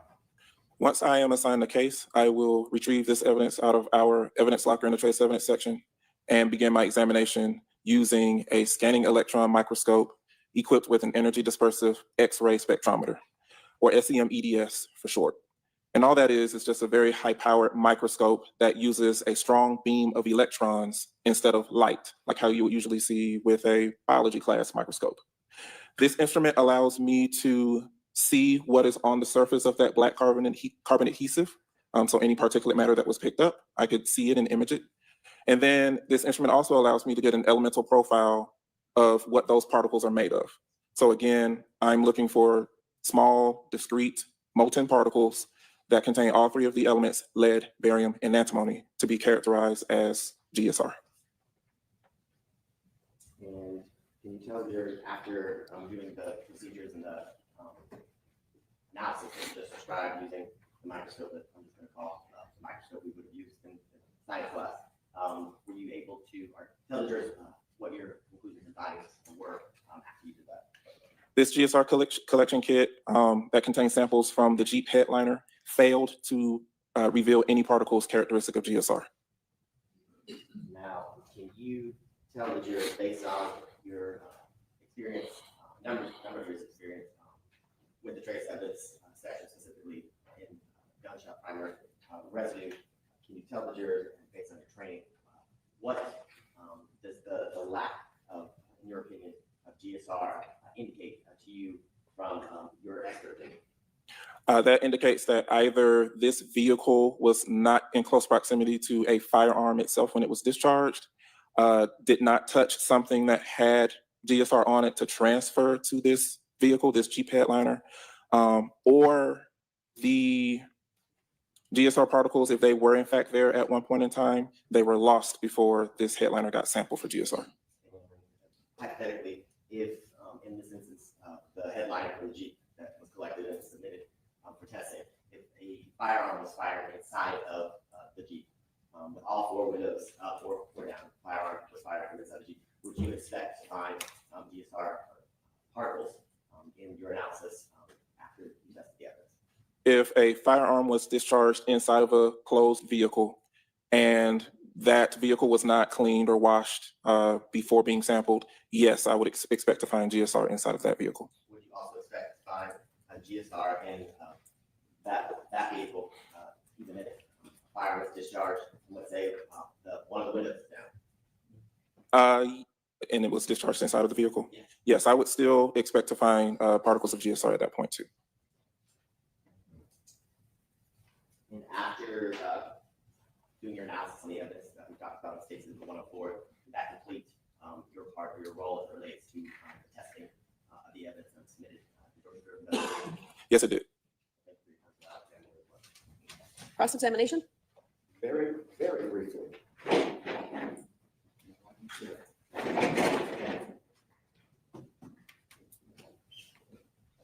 If that arm was outside the window and that car is moving and there's a hot, humid July night, you would not expect to find GSR inside the vehicle, would you? It's difficult to say because every situation is different. I wouldn't be surprised if I found a small amount of GSR just because that plume could still have the possibility of coming inside of the vehicle with that rolled down window. But a large amount I wouldn't expect to find, no. And different circumstances can cause you to maybe not find any GSR there at that point. So, that arm outside that window, as that car is traveling, let's say 20, 30 plus miles per hour, you have whatever GSR there might be impacted by wind, correct? That is correct. You have whatever GSR there might be impacted by humidity, correct? I would reasonably expect so. We haven't had a lot of studies on that, if at all. But that's reasonable to expect that the humidity may be able to affect that plume itself, how large it gets and where it goes. When you have that barium, antimony, and lead, they can be impacted again by wind and weather and environmental factors, correct? Yes, it can. And in terms of where that GSR could go, it could also be impacted by the type of weather, correct? Yes, it can. For example, at 22, it does something funky with the GSR. It doesn't even shoot the same pattern, isn't that correct? That's correct. The So, plume is different at that point. without knowing the type of weapon, you don't know the likelihood of finding GSR on a headliner. Sometimes I am given an indication of what kind of firearm was used and the ammunition. In this particular case, I have the information with me, but I don't have it memorized. And with that arm being outside that window of that moving car on that July 4th humid Atlanta night, you would be not at all surprised if there was 0 GSR inside that car. Is that correct? On the headliner, no, that would not. That is fine it's reasonable to expect that you wouldn't find GSR on the headliner, the roof of the vehicle, if this is the scenario that I'm being provided with. And all they gave you were a few samples from the headline, correct? That's correct. Based on your training and experience, is it reasonable to expect to not find or a lack of presence of GSR if the circumstances where a gun wasn't fired in the car? That is correct. If a gun was not fired in a car, I would not expect to find GSR, and I have not found GSR in circumstances like that. And if in the scenario that defense counsel just walked you through, if somebody hypothetically had shot out an open window, would you expect to find GSR on the door area where the window is open? Yes, that is possible to have some of the that plume deposit right on that door area. Yes. Even when it's a hot, humid July night? Even in those circumstances, yes. Even when there's wind on that hot, humid July 4th night? Correct, yes. And would you expect to find a GSR in a car if hypothetically someone indicated that the driver rolled down the passenger window and pointed across the car and shot out the passenger window? Would you expect to find GSR on the headliner? In that scenario, yes, I would absolutely expect to find GSR. I want to be clear, your testimony was that in this instance, from your testing, you did not detect any GSR found in the items of evidence that were presented to you that were collected from the Jeep. Correct, no GSR.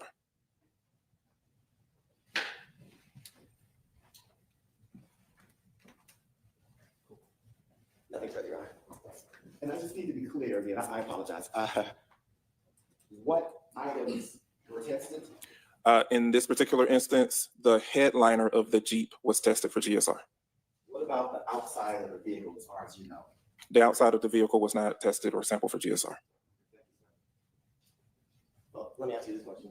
My last question, I apologize. That's If okay. a car is under attack and as it drives by, one or multiple individuals shoot into the driver's side of the car, would you expect to find GSR on the outside of the vehicle because it was hit by bullet?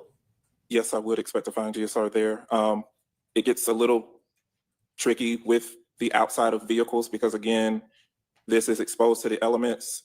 I don't know how quickly this vehicle got sampled, or any vehicle in that instance would get sampled. Like if it rained before you sampled it for GSR, you might lose those particles. The outside of a vehicle is not something that's going to just hold GSR particles very well, like a cloth material or a person's hands. But yes, the GSR would be deposited on this vehicle if it was shot at on the outside of that vehicle. How long those particles would stay there, I can't say for sure. And let's say in the example you just gave, the testing was done and you didn't find GSR, but you saw at least 8 bullet holes in the car. Based on your training and experience, would your conclusion be the car was shot by bullets still? Yes, me not finding and still not finding GSR, I'm sorry. Yes. Yes, me not finding GSR on the headliner of this Jeep, even when it was shot multiple times, that would not change my thinking or my conclusion that this vehicle was shot, because those GSR particles would not necessarily have the best possibility to get on the headliner if you're shooting through the outside of the vehicle. Most particles of GSR would be deposited on the outside of that vehicle, not inside. One question. I know in looking at your report, states exhibit. Yes, 105. States exhibit 105. It has the word conclusion. It has the word conclusion in it. But the lack of gunshot residue on that headliner is not, despite the word conclusion, it's not conclusive of a gun being fired outside the window. Isn't that correct?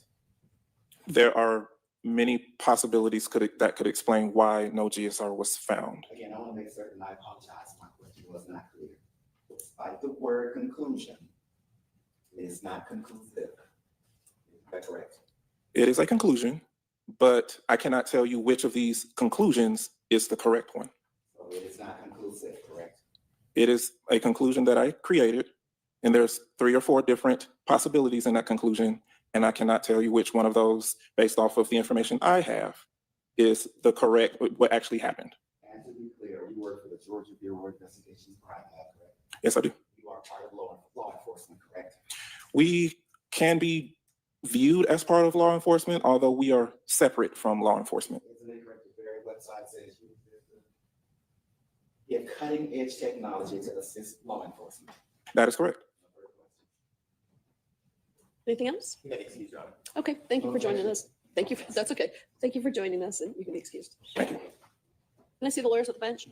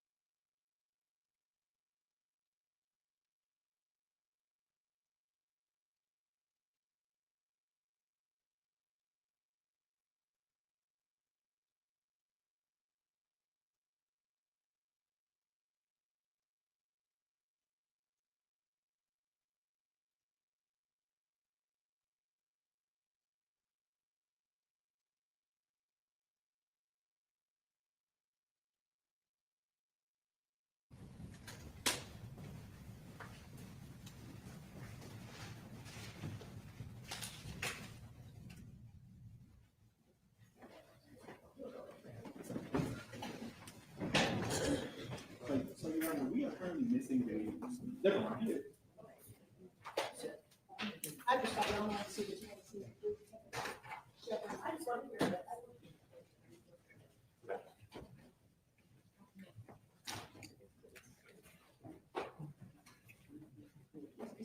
recommendation have a vote.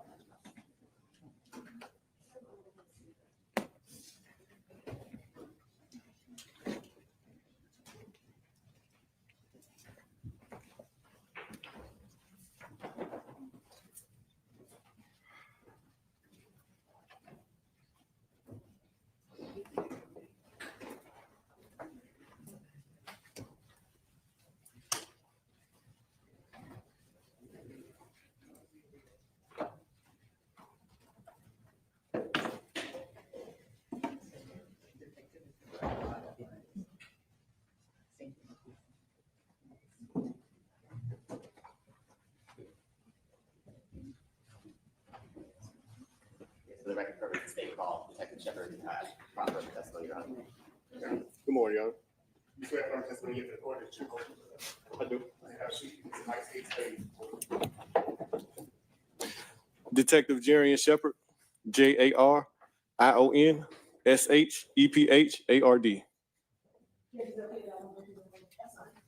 Detective Shepard, just let me want to talk to you about videos that you received in this particular case. Yes. Do you recall how many videos you received from how many different locations? From the BP gas station, from an All-American Package Store, and the warehouse, the 100 University, the Teague properties. In your review of the video footage, did you observe an individual that you believe to be a suspect in the homicide of Secoriea? I did. And what exactly did you observe about that person that you believe to be involved in the murder of Secoriea? He had very unique, distinct I wish she would get on the microphone. clothes, red shirt, white letters on the back, blue jean pants. He had a strap-on satchel around his side, and he had an AR-15 that was hanging off his waist. Was there something particular about, anything else particular about it? Yes, he had a bandana on. He had dreadlocks, a twist type in his hair. After observing that, did you do anything with the video that you received from the BP, the warehouse, and the All-American liquor store, to identify that person that you believe to be the shooter? Yes, I was able to view all angles from each camera, and I was able to track the defendant's movements. How were you able to track? How were you able to track the person you believe to be the shooter's movement? Through his distinctive clothing and the things he was wearing. Did you do anything in regards to taking screenshots of what you observed in that video? Correct. And did you do anything to indicate the person that you believe to be the shooter and that wore that distinctive clothing that you just made? Yes. What did you do? I made a bulletin because from that video, I was able to observe a MARTA bus that pulled up to the intersection. I was familiar with MARTA buses, and I know they have cameras. I also pulled cameras from the MARTA bus that pulled up, and I was able to get close-up screenshots of my suspect. And from that, I made what we call bulletins or bolos. Outside of making the bulletins and bolos, did you do any pictures in regards to the individual that you observed wearing that distinctive clothing from the MARTA station, from the BP, and from the American liquor store? Yes. What did you do? I got screenshots, and I put them all in the case file with the videos. Did you put markings on those screenshots? Yes, I made circles around my suspect and his movements throughout the videos. And was that from different time points from BP, All-American liquor store, and the warehouse? Correct. And did you provide that to the DA's office? I did. And were there specific times in which you were focused on in regards to the suspect? Yes, the times at the barricade, the times that the Secoriea Turner's Jeep drove through, and of course afterwards. Were you able to determine if it was 8 o'clock when those things were happening, 9 o'clock, 10 o'clock? Did you have a time frame that you were looking at the city? I did. I would say a good safe time frame would be, let's say, 9:20 to 9:50. And did you take vantage points from each of those areas that we talked about during that time frame? Correct. Let me ask you, did you have some victims also in the case besides Secoriea Turner? Yes, I had 2 more victims that tried to go through the barricade roughly 4 minutes before Secoriea and her Jeep drove through. In this video footage that you recovered and retrieved, did you observe those individuals and that aggravated assault on them? I did. Did you notice the suspect that you had seen from the MARTA station with the red clothing, red shirt, white lettering, light blue jeans, the black satchel, black do-rag, and did he have a weapon on? Yes, he had the AR-15 style rifle. It was like a holster that was hanging from the side. And what did you observe in regards to those 2 individuals in front of the American liquor store? So I observed my suspect and the other suspect pointing rifles at these other 2 victims. wearing that same clothes? Correct. And did you do the same thing, screenshots of that particular incident that you saw in the video? Yes, screenshots and also circles. Which video did you utilize in order to make those screenshots? All of them. And what did you circle in regards to the aggravated assault? I track the movements Of who? of my suspects. How many suspects did you have in regards to that aggravated assault involving, what were your victims' names? Mr. McCord and his wife, Miss McCord. How many suspects were you tracking in regards to that aggravated assault against them? That particular aggravated assault, there were 3 suspects. 2 of them I was able to identify. What about how many? There were 3, Yes, there was a 3rd male with a weapon. I was never able to identify him. and you still printed those pictures and did the same circles. Correct. And did all of those screenshots come from the raw footage that you had received from the BP, the All-American Liquor Store, and the warehouse? Yes, everything came from the raw footage. Besides putting circles on it, did you do anything to alter, delete, or change or manipulate that raw footage? No. And at some point, did the state provide you with the compilation of those videos that you had received and you had went over and made those circles on? Yes. Can you kind of explain to the court what that compilation comprised of?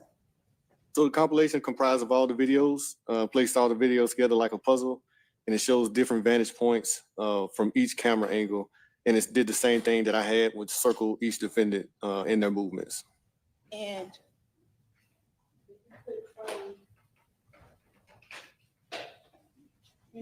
was there a compilation in regards to the shooting of Secoriea? Yes. Was there a compilation in regards to the aggravated assault against me? Yes. Look at the screen. What particularly are we looking at in this compilation? So we have 4 different angles. 3 of the angles are coming from the liquor store parking lot. 1 angle, the bottom right, is coming from the BP, which is located across the street. And what, For purposes of the record, will you just refer to which square you're looking at, like top left, top right? Yes, ma'am. That'll be helpful. Okay, but you answer that again, but do that. Yes, ma'am. Okay, thank you. You want me to answer it? yes, Okay, so the bottom right is going to be the BP vantage point, and the top 2 and the one to the far left bottom, they're all coming from the American Package Store. and what is the time of these videos? 1, 2, 3, 4. 21, 38 hours. Oh, sorry.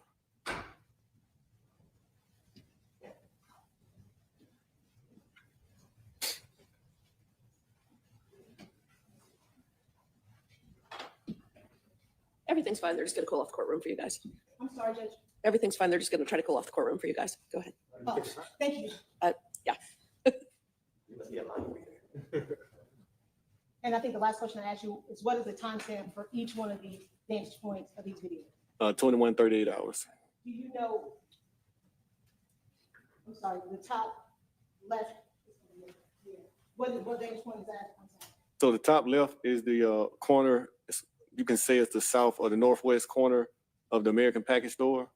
The bottom left is going to be the furthest one from also the American Package Store. And the top right is going to be from the same angle on that corner as the top left, but just a different angle. The portion that we're looking at, have there been any changes to that raw footage that was received besides just putting all of them together like a puzzle? But this is the exact footage that I have.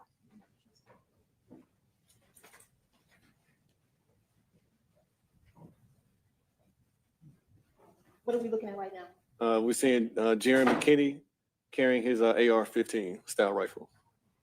Are you, in regards to this compilation, which incident? Jaron McKinney is the one who took the deal for, not even took the deal. He came in.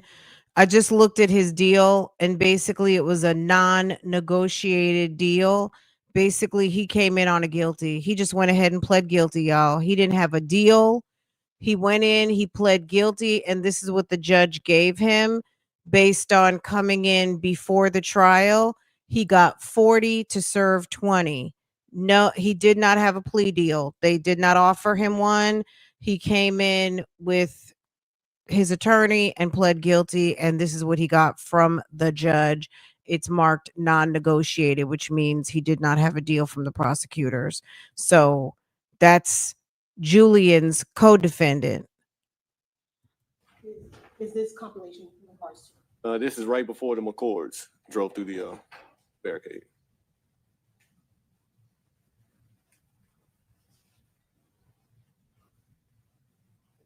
And is that the circle that you put on Mr. McKinney to track him? Correct.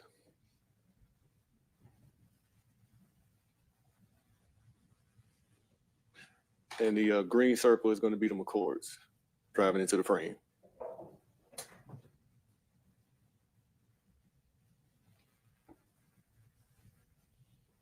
What's just happening right now in the video? This is Mr. McCord and his wife, Miss McCord, exiting their vehicle. And on that bottom left side? The bottom right side is the red and the yellow circle. You see Jerry McKinney and Julian Conley coming into At the that time, frame. did you know their names? No, at that time I did not. How were you identifying them? Just from the their actions that they committed, and of course they committed the aggravated assault. What about anything else did you see from the martyr bus video that you were able to see in this video in regards to those two suspects? Yeah, so Julian Conley, when the martyr bus was turned around, he walked up right into the camera. I was able to get a good screenshot of him. Jerry McKinney on a different video walked in front of another camera. I was able to get a good shot of him. And when you circled this, was that in regards to anything, their clothing? Yeah, so their clothing sticks out. Jerry McKinney has a white t-shirt on, or dark colored jeans. Of course, Julian Conley with his distinctive clothes on, red shirt, blue jeans, and his rifle that's hanging from his side and his satchel. How many hours of footage did you get? It's hard to say hours. It was a lot. I mean, I would say a few dozen hours just going through each frame. Did you see anybody else that had those distinctive clothing that you just talked about? Red shirt, white lettering, light jeans, black do-rag, black satchel, AR-15? No, Julian Conley actually made it very easy to track him because he was the only one wearing those clothes. And can you just pause it 1 second? Right here, has there been any alterations or deletions to the video footage that you received? No, this is the exact footage that I received. Is it zoomed in on one of those particular cameras? Yes, it's zoomed in on the McCords. And of course, the bottom right frame is pretty much the same. But it doesn't change what was in the video when we got it. Nothing changed. It's just a closer look at it. Correct.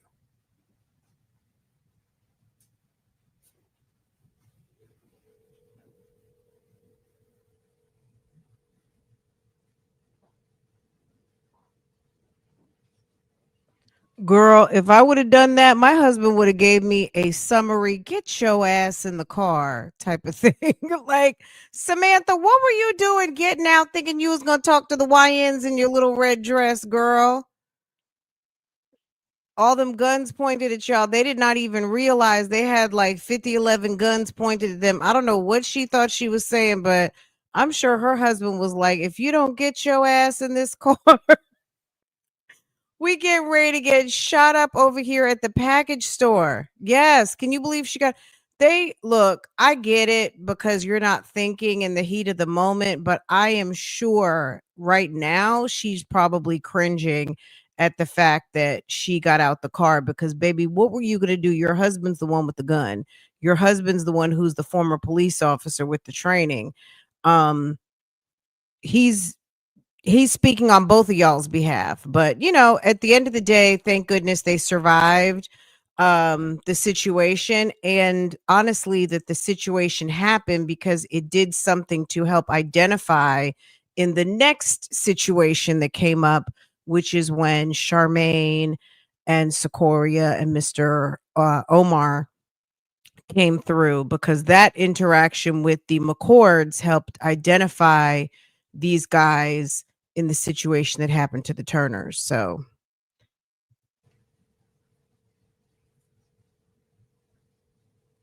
look at them. They think they're in a damn Call of Duty. Look at that.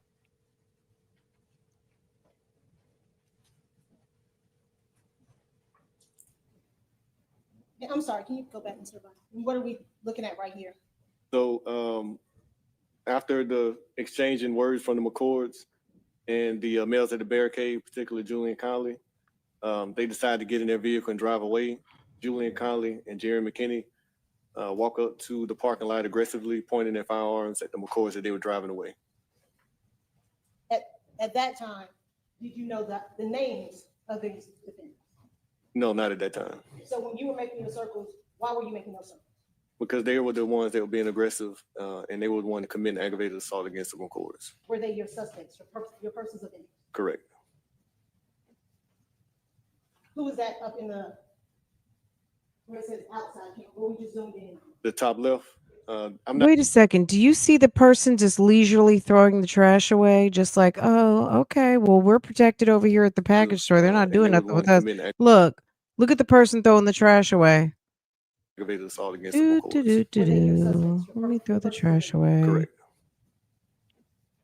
It's not weird. that up This there? is not weird at all that somebody's pointing guns at my gas station while I'm trying to take the evening trash out. Okay, Where it says well, outside camera, where we just zoomed girl, in. I would have been The running top down the left, street. I'm not sure. I wasn't able to identify that male. Who's that in the yellow circle? That's Jerry McKinney. And that's at 3925, Yes, ma'am. 939. And who is now in the police room? That's Julian Conley. Do you see that? Do you see that third gunman that you talked about earlier? Yes, he's up at the top left frame. He has the white tank top on. Is that the person who said you never able to get the idea? Correct. And I'm sorry, pause. Is the defendant wearing that distinct clothing that we've been talking about? Julian Conley, yes. He's clear in the bottom right-hand corner with the red circle. What is he doing? Right now, he just got through pointing his firearm at the McCoys. I think they just said they were taking over. They were trying to show dominance in the neighborhood, girl. I do not know. I'm not sure. They did not have the buy-in of the neighborhood. People were not pleased that they were there. There were young people out enjoying the mayhem, but this was not a protest. This was a takeover, an aggressive takeover. This was not a demonstration. This was not a Black Lives Matter event. This was some foolishness on the streets trying to take over and create some sort of aggressive stance against the powers that be. And I guess the police let them have it for a little minute until they could figure it out, how to come in and take back control of the area. I don't know. It's shocking that this happened. And walking back towards the barricade. Did you catch a glimpse of that white lettering? I did. And is that circled in the top right corner for you? So for me, it's the top left-hand corner, the red circle. And now they're walking back towards the barricade.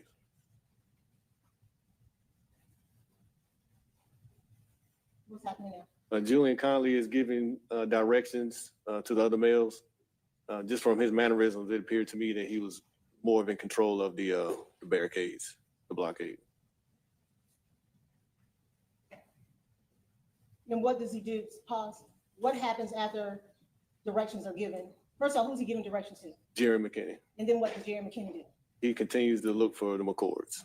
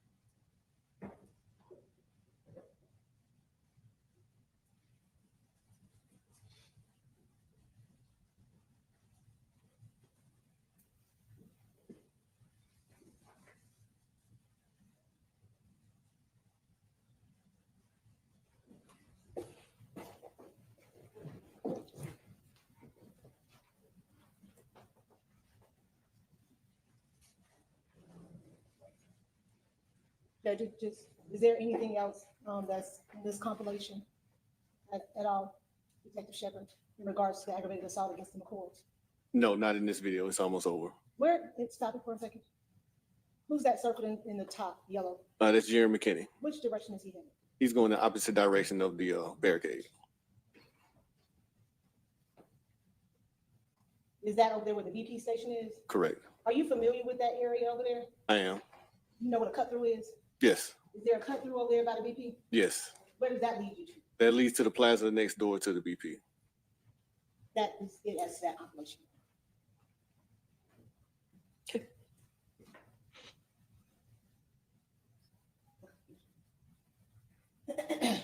and Detective Shepard, is this a continuation of us watching McKinney walk off from that previous compilation? Yes, it's on the,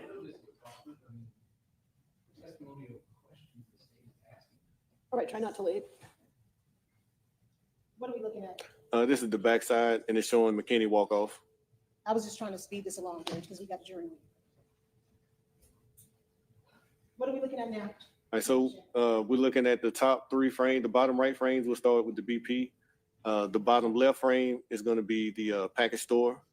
The top 2 frames are going to be from the 100 University, which is going to be the warehouse. Are you able, do you know what the timestamps of this particular incident is?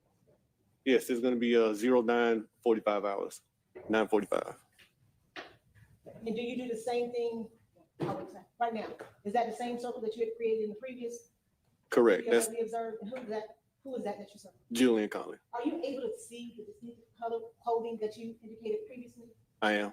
And is it as vibrant as it is in the other videos? Not as vibrant, but also when he's moving around, you see the AR-15 just moving around. When you do it frame by frame and pause it, and when he gets in a certain light, you can definitely see it. In that lighting, is that color or black and white? This because of I'm sorry, the top left. top left, yes. Yeah, because of the bright lights in the background, it's coming off like it's like a black and a gray scale. Okay. The bottom left is in black and white or gray.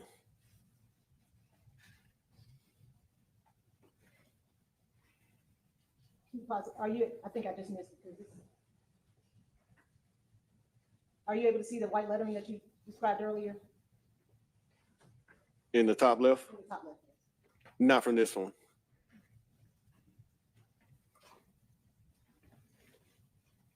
Go back. On the bottom 2 frames, it's picking up from the bottom right frame. I start with the BP. This is him walking from the barricade. The bottom left frame, this is the camera from the package store, and you see him walking from the other side of the street. And of course, the top right frame is going to be from the distance.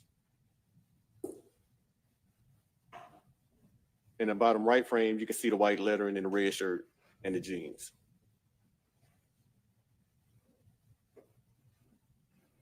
And also on the bottom left frame as he's walking back.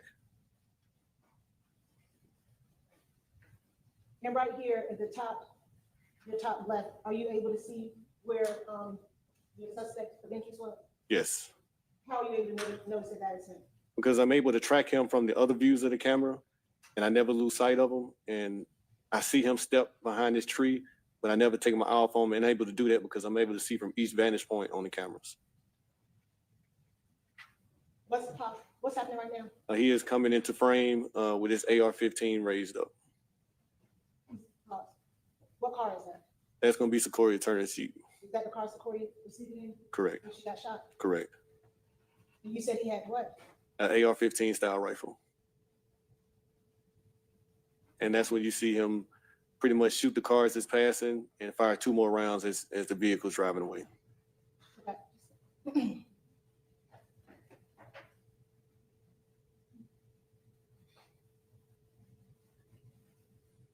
What's that? That's going to be muzzle flash from his AR-15. Let's keep positive.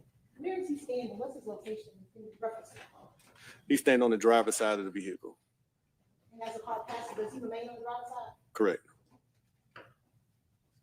And as the vehicle passes, he fires 2 more rounds into the back of the vehicle. Oh, I'm sorry. In the top, in any angle that you can see past, do you see someone being hit by that Jeep over there? Nobody was hit. Do you see anybody fall on the ground? Nobody fell on the ground. Do you see anybody get up? On the ground and start shooting? No. Are you able to continue to track Mr. Conley at this point? Yes, even in the both frame, top left and right frame, you're able to track him walking away. What are we looking at now? It's the close-up version of that top left frame. And That same raw footage just zoomed in on? correct, same exact footage. So like when you have your crime scene text go, you take a out over range. They do the overalls, and then the overall of the crime scene, they do close-ups and everything. So overall, do they do a mid range Yes, and then a close up? correct. Why do you do that? Because you need a good vantage point from and what you're looking at. So if you're looking at a piece of evidence it's good to have an overall, to look at an overall placement of that evidence. And of course, the mid-range, so you can get a better perspective of where everything is.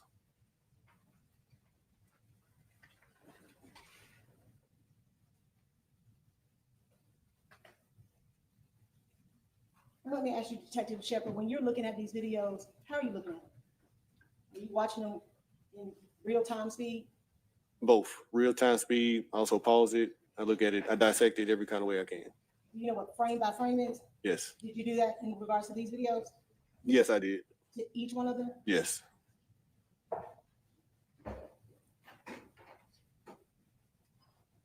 And here you see Julian Conley firing multiple times at the Jeep. It says flash there. Did you put the flash where it says flash? Yes, that's to document the muzzle flash.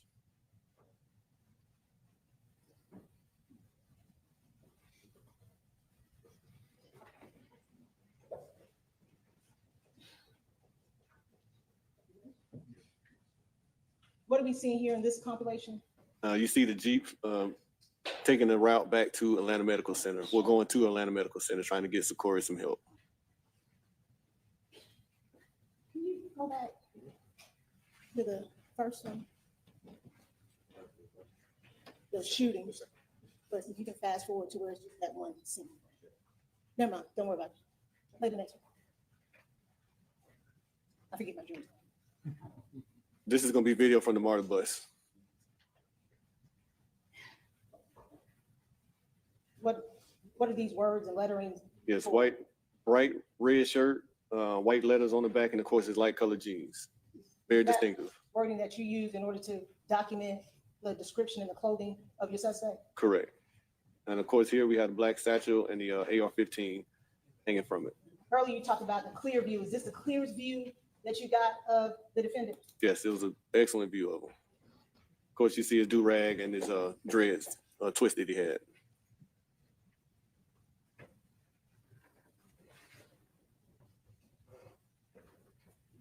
And you can see the hair twist coming from his do-rag. Now, what vantage point? He walked right So into we're the back at camera on package that store, one. That back Hold on. dreads twisted he had. This the clearest view. Satchel and the AR-15 hanging from it. Correct.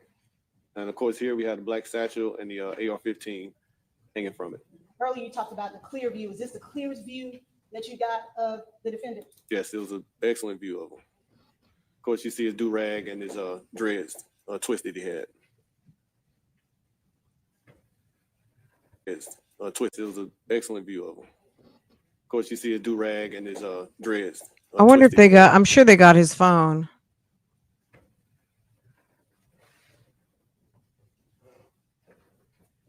And you can see the hair twist coming from I his, mean, if they could find the man who was in the wheelchair, I'm sure the man in the wheelchair could testify. Is this man in the, if they're struggling, or if Hoover's point is where's someone who could actually identify him on the scene, I bet you that man in the wheelchair can. do-rag. Now, what vantage point are we looking at now? So we're back at the This is ridiculous. People are just walking around like this is nothing. package store, that back northwest corner, northeast corner, and you see him approaching the McCords. Right. Jerron McKinney went ahead and just said, you know what? Y'all not going to drag every bit of video on me. I'm just going to go ahead and take it. I'm just going to go ahead and take it like a man, because I was out here being stupid. And this little girl is not here today because of our dumb actions. With his rifle raised.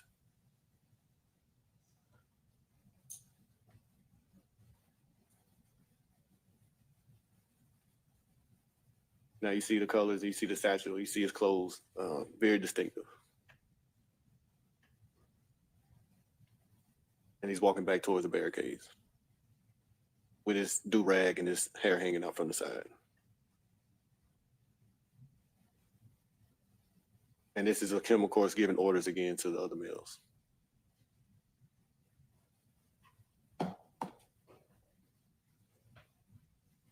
And now we're looking at the McCords. Samantha, get in the car. Michael, Chris, get in the Close-up car. view of Julian. And At that moment, I thought he was going to fire the weapon. So I was, They were going to fire the weapon. Samantha is lucky she didn't get shot. And Chris got out with his little handgun. When he saw all that heavy artillery, that's when he was like, you know what, let me go ahead and get back in this car and just go ahead and get to the house, because these guys got us surrounded, and all he had was a little something in his hand. That wasn't gonna hold up to being surrounded with rifles. All right, so can we pause for 1 second for objection? We are here Here, because pause. the judge asked Mr. Crawford whether or not Why were they doing this? Because it was mayhem during the pandemic, and there had just been a police shooting. Like, first of all, I'm not going to really be able to explain it. They don't even know why they were out there. But the events leading up to this were explained in part one. In the opening statements, number one, it was the pandemic. Number two, there was a police involved shooting where a civilian, a black man, had just been in some sort of a situation with the police and was killed. Number three, after that situation happened, they burned down the neighborhood, the YNs, somebody burned down the Wendy's down to the ground. And then four, the police just let things cool down, and there was no police presence in the area due to the uprising, and the situation with the police at that moment was not good. So I guess they felt it was better to kind of let things cool down. But in that moment, the Bloods, I think, whatever gang that was, decided to take over to police the neighborhood. And then this is what happened on the 4th of July. There could be more, there could be less, but that's basically what Mr. Abadi laid out in the opening. Lay the foundation to play this video. All we've had is literally the state asking hearsay question and the witness giving speculative, I believe he's going to do it. We're not here for that. Can we just leave the commentary of speculation and the hearsay side? Can we just get to the actual point of why we're proffering this video, please? That's all I'm asking. Okay, you can continue as you have. I understand the objection to the last question, but you can keep going forward. Thank you, Judge. Hoover is always annoyed. All we've had is literally the state asking hearsay question and the witness giving speculative, I believe he's going to do it. We're not here for that. Can we just leave the commentary of speculation and the hearsay side? Can we just get to the actual point of why we're proffering this video, please? That's all I'm asking. Okay, you can continue as you have. I understand the objection to the last question, but you can keep going forward. Thank you,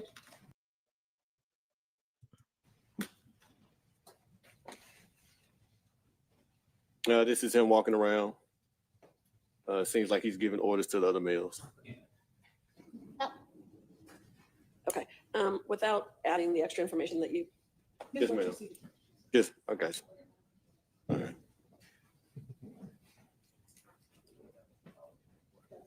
Oh, can you do the digits, please? I was having.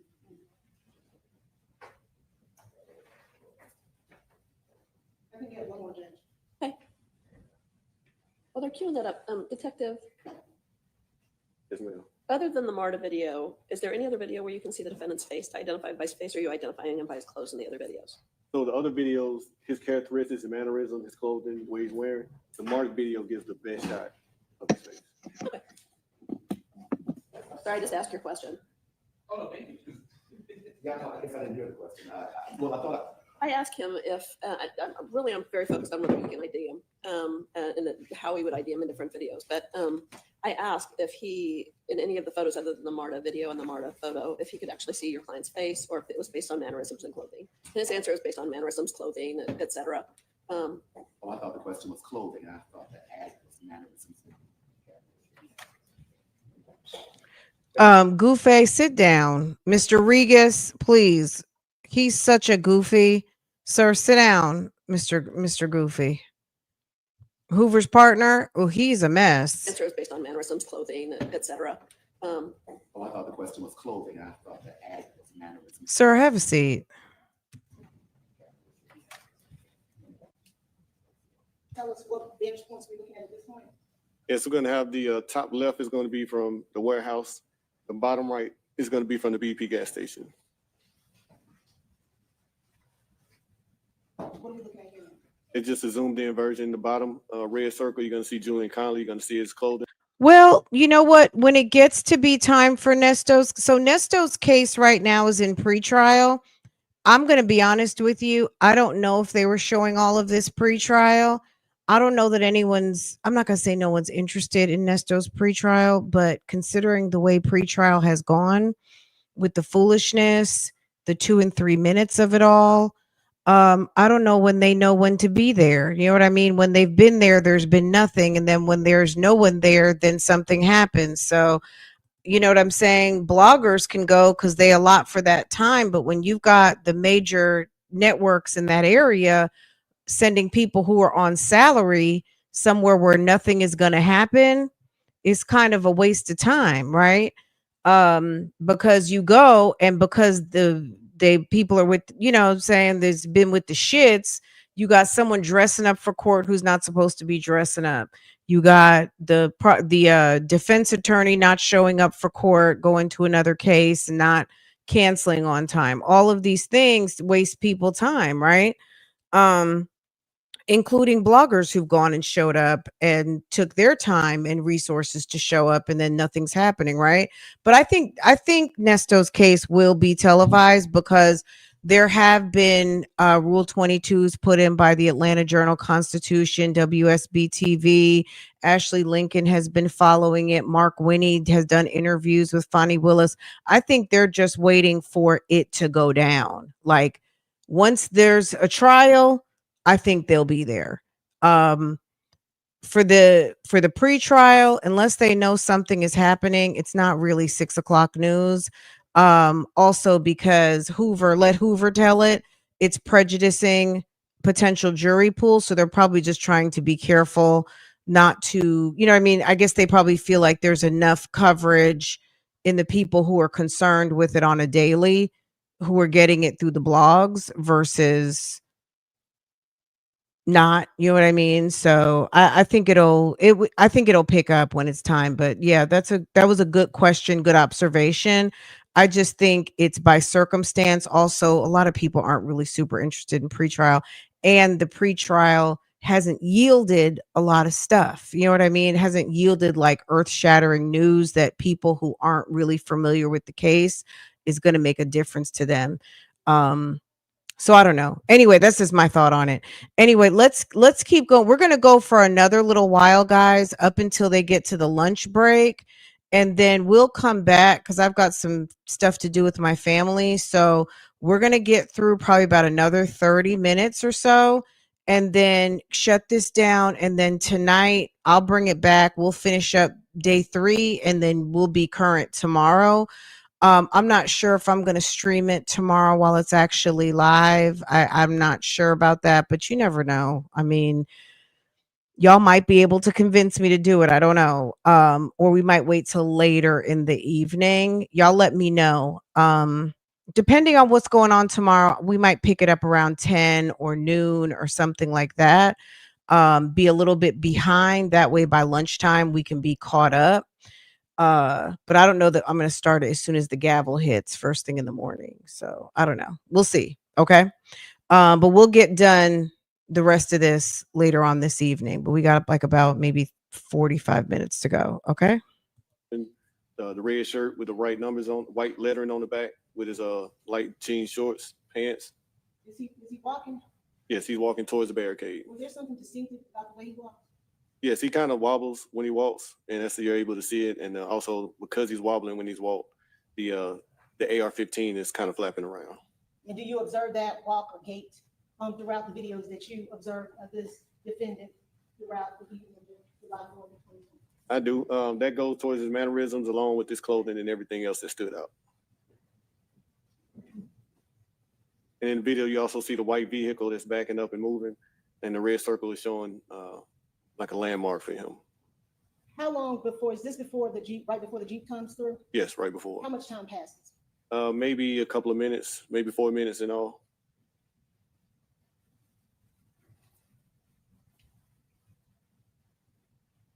I'm sorry, no, I'm thinking about the McCords. By the time the assault happened with the McCords, the Jeep comes in within a couple of minutes. Is that the Jeep? Yes, that's the Jeep in the blue circle. Did that feel like a couple minutes while we were talking? No, it didn't feel like a couple of minutes, a little sooner than that.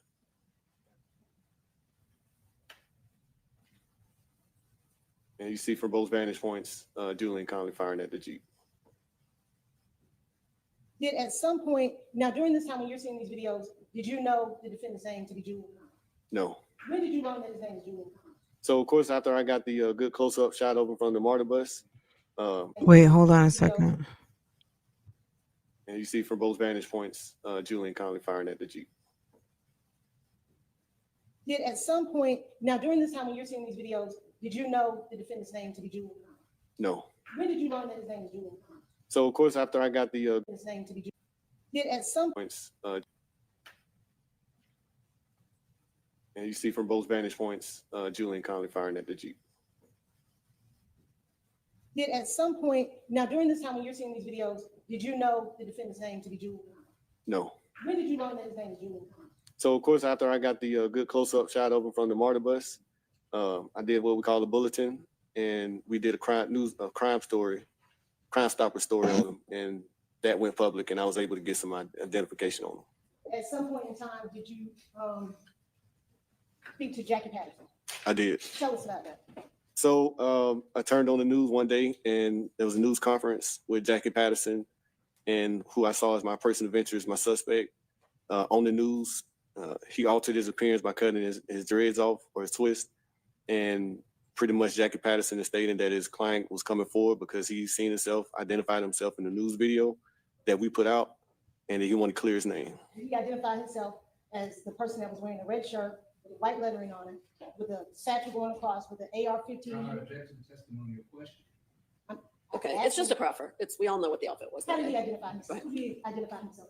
Yes, he identified himself as the person that was wearing the red shirt with the letters on the back, the satchel, and the blue jeans. What did he say his name was? Julian Conley. Did Julian Conley speak during that press conference? He did. What did he say? He looked directly into the camera. He said he apologized. He didn't shoot Secoriea Turner. He gave a self-serving statement by saying that a Jeep drove through, ran over somebody, and that person who was ran over got up and started shooting. Where did he say he was when that Jeep came? He said he was at the barricade. That would be, hold on. Did you also compare the screenshots from the MARTA video to the defendant's license photo? Correct. And did it appear to be the same person that you had seen in all of those videos? It was identical. More clearly, because that's the clearest view you could do. It was identical. Was that the same face that you saw during that press conference with his lawyer, Jackie Patterson? I did. Did you compare the MARTA video screenshot to the most recent photos that you got? I did. And was it the same person in the videos? Yep, from BP, All-American? It was identical, correct. And the person that identified himself as being the person in the clothing that you had described and was looking for? Yes, yes. And I actually talked to Jackie Patterson also, who confirmed it. Thank you. Any cross-examination? Just Your Honor, before I do, listening to some of the questions that reporters already asked, would you like me to not talk about this other two, so it's identification review? If you'll go right to it, yeah. And Judge, not to interrupt, Mr. Hoover, I forgot one very important thing. Uh-huh. Do you see that person that we've been talking about for the last 30 minutes or so here before today? I do. He's gonna be the light-skinned male sitting in between his counsel. Blue suit on with a blue shirt.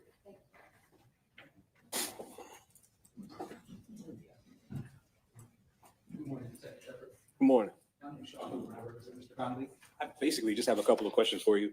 When you were speaking with the state, you did say that you were the one that wrote those words that we saw pop up on the screen, correct? Correct. I help author them. That's correct. Say that again? Yes, that's correct. No, you said I helped alter them? That's No, correct. author. I author them. Alter them. Okay, so Yes, you didn't sir. receive the videos with those words on. You put them on yourself? Correct. And you said that you started circling people in these videos because those are your He knows that man didn't say altered. He knew he said authored.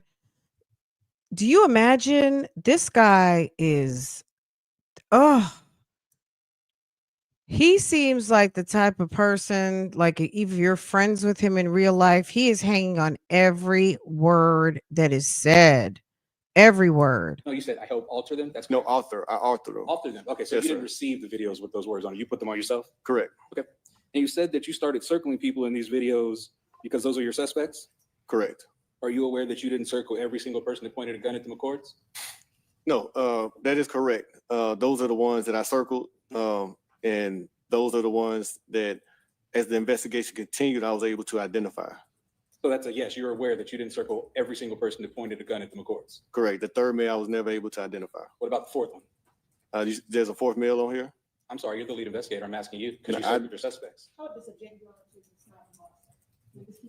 He's got him on cross. Go ahead. Thank you. So what about the fourth one? Yeah, I didn't identify a fourth male either. The only people identified from the video were Julian Conley and Jerry McKinney. And from this compilation that somebody from the state put together, you didn't circle every single person that fired at the Jeep, did you? No, the person that fired at the Jeep was Julian Conley. So it's your testimony that you circled everybody that fired at the Jeep. No, there's one more person behind Julian Conley. A gun went off as the Jeep had passed. But no, for this particular video, Julian Conley was circled. So the answer is you didn't circle every single suspect that fired at the Jeep. Okay, my answer again is I circled Julian Conley as he fired at the vehicle as it passed. Okay, so that's a no. And my last question. Because the point of this whole proffer is, was there any alterations, manipulation to this video? Who he circled does not talk to about manipulation. Your Honor, and I'll get into that. The alterations, the modifications, the manipulation of the video is to bolster his testimony that this is Julian Conley is the one that or is the shooter. The problem is he said he put this together because he was looking for the suspects. And now that I get up here and show that he really didn't circle this for the suspects, he circled it for Julian Conley so he can get on the stand and bolster it. That's all it is, and that's the problem. And my last. Hold on, let him finish. This might be the video where he says, you know what, this video is my worksheet for building my case on Julian Conley. I have another file where I specifically identified Jerron McKinney. So what? You don't have to circle everybody. If I were that lady, I'd be like, and what about it? This is the video that he used specifically to identify Conley. He's got another file for this and another file for that.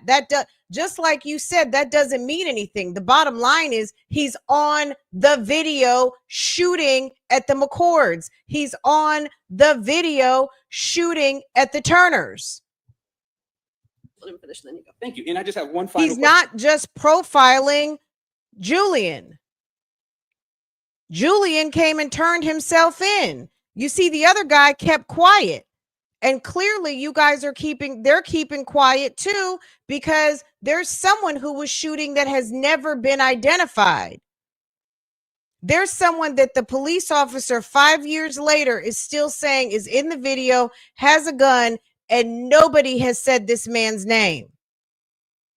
For whatever reason, he obviously got that type of clout with these men, because these men have never turned over his name, and Julian's dumbass goes over to Patterson's office and turns himself in, which good, because Miss Turner deserved to have justice for her daughter. But at the end of the day, one of three people who are clearly seen still hasn't been identified in 5 years. I find that crazy that nobody has said this man's name. question. Part of this compilation that you altered, it actually looks like He's mad because his filming site a is his screen site. of Yeah, something exactly. else. Where'd that come from? Yeah, I disagree with the words altered. I didn't alter anything. This is the raw footage. All I did was take the raw footage and make circles of my suspects. That's great. My question was, part of this compilation, it looked like somebody was filming a screen of a recording. Where did that come from? Everything I got was the raw footage that I got from the businesses. So somebody else recorded something on a screen, and that's how you got it. That's mischaracterization. Well, you're right. If we can replay the compilation, there's clearly at the end of it, there's lines in it where it looks like someone had a cell phone pointing towards a monitor or some type of screen, and they're recording it. That If he wasn't the doesn't raw recall video. it, you need to show it to him. If you want to show it to him, you can. No further questions, Your Honor. Thank you. Okay. Did you have something else to say? Okay. Okay, argument? I mean, I'll be brief. The argument, Your Honor, is that this officer, well, first off, yes, this officer clearly first took a position that we're only doing this so I can circle all of my suspects. That's not true. He didn't circle every single person. Yes, Your Honor, because he's still technically a witness and hasn't taken the stand. Oh. Okay. Would you step out for just a second? Yes, ma'am. You can stay right there. You don't need to move. You're comfortable. You're fine. And to start, Your Honor, for First off, this officer did admit that he is the one that put the markings and the words on this compilation. One of the state's own cases quoted says that that's a confrontation clause issue and it shouldn't go out. They literally quoted a case that proved the point as to how he manipulates evidence where it is not admissible in front of the jury. Secondly, Your Honor, the state tried to do a fairly decent job of getting him to say, well, no, I was just serving all suspects. I didn't know who everyone was. We know that's not true. There were multiple people. There were other people that did pointing guns at the records he didn't even know about. There were multiple people that fired at the chief that he didn't circle. He specifically circled, he specifically highlighted Julian Conley, and they put arrows and everything else like that because they were bolstering this officer's testimony that that's him. Yes, we can see that he was in the areas. Yes, we can see that he had the clothing on. But Your Honor, you clearly see from the videos that there are vantage points where you cannot clearly see if that's clothing. The fact that this officer can now say something was dangling or he was moving a certain way, and all the extra speculation that came in on top of that is how he's now saying that those are the mannerisms. Your Honor, there's no evidence towards that whatsoever. If they want to, I'm sorry, the rules of procedure, if they want to bring in the raw video, if they want to bring in the raw footage, if they want to pause it, if they want to zoom in, if they want to zoom out, that's fine. But the point where they're trying to hide this guy as oh no, we're looking for suspects when it's clear. Is he citing law or is this just a talking objection? Because he's talking his ass off. I have not heard him object on the basis of this, that, and the third. Is there some law attached to this talking argument?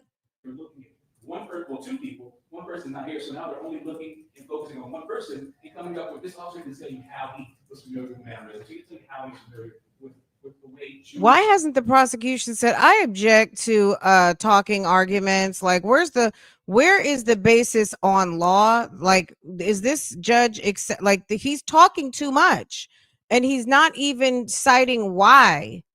He presents himself. At some point, it was all speculation. He moved his arm, so it looked like he was a leader. He moved his arm, looked like he controlled people. Also, in the opening statements, if you guys didn't see part one, he states that they are going to prove who the real killer is. I forgot how he said it, so far be it for me to, misinformation.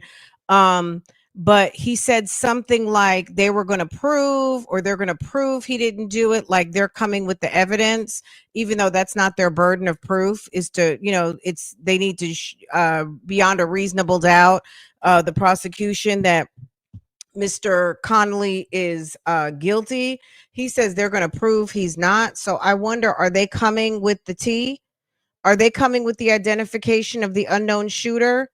Like, not that that's their responsibility, but he acts like he got some TT that's going to exonerate his witness. I mean, if that's the case, then just chill till it's time for you to present your case. But when they come with no case and like, no, we're not putting on a defense. We feel like we've produced reasonable doubt, and then homie, then whatever happens, then we clearly we're seeing this. And this is clear that he's specifically targeting Julian. That's the problem. That he specifically put the words on there, which the state's own case law says you can't do that. That's a confrontation clause issue. And here's the issue. I believe one of the cases even said that when an officer puts their own words, whatever it is, on a piece of evidence, it's like that officer's going back to the jury deliberation, but the jury can't do that. Well, then maybe talk to the prosecution, because maybe the prosecution wasn't supposed to submit that as evidence.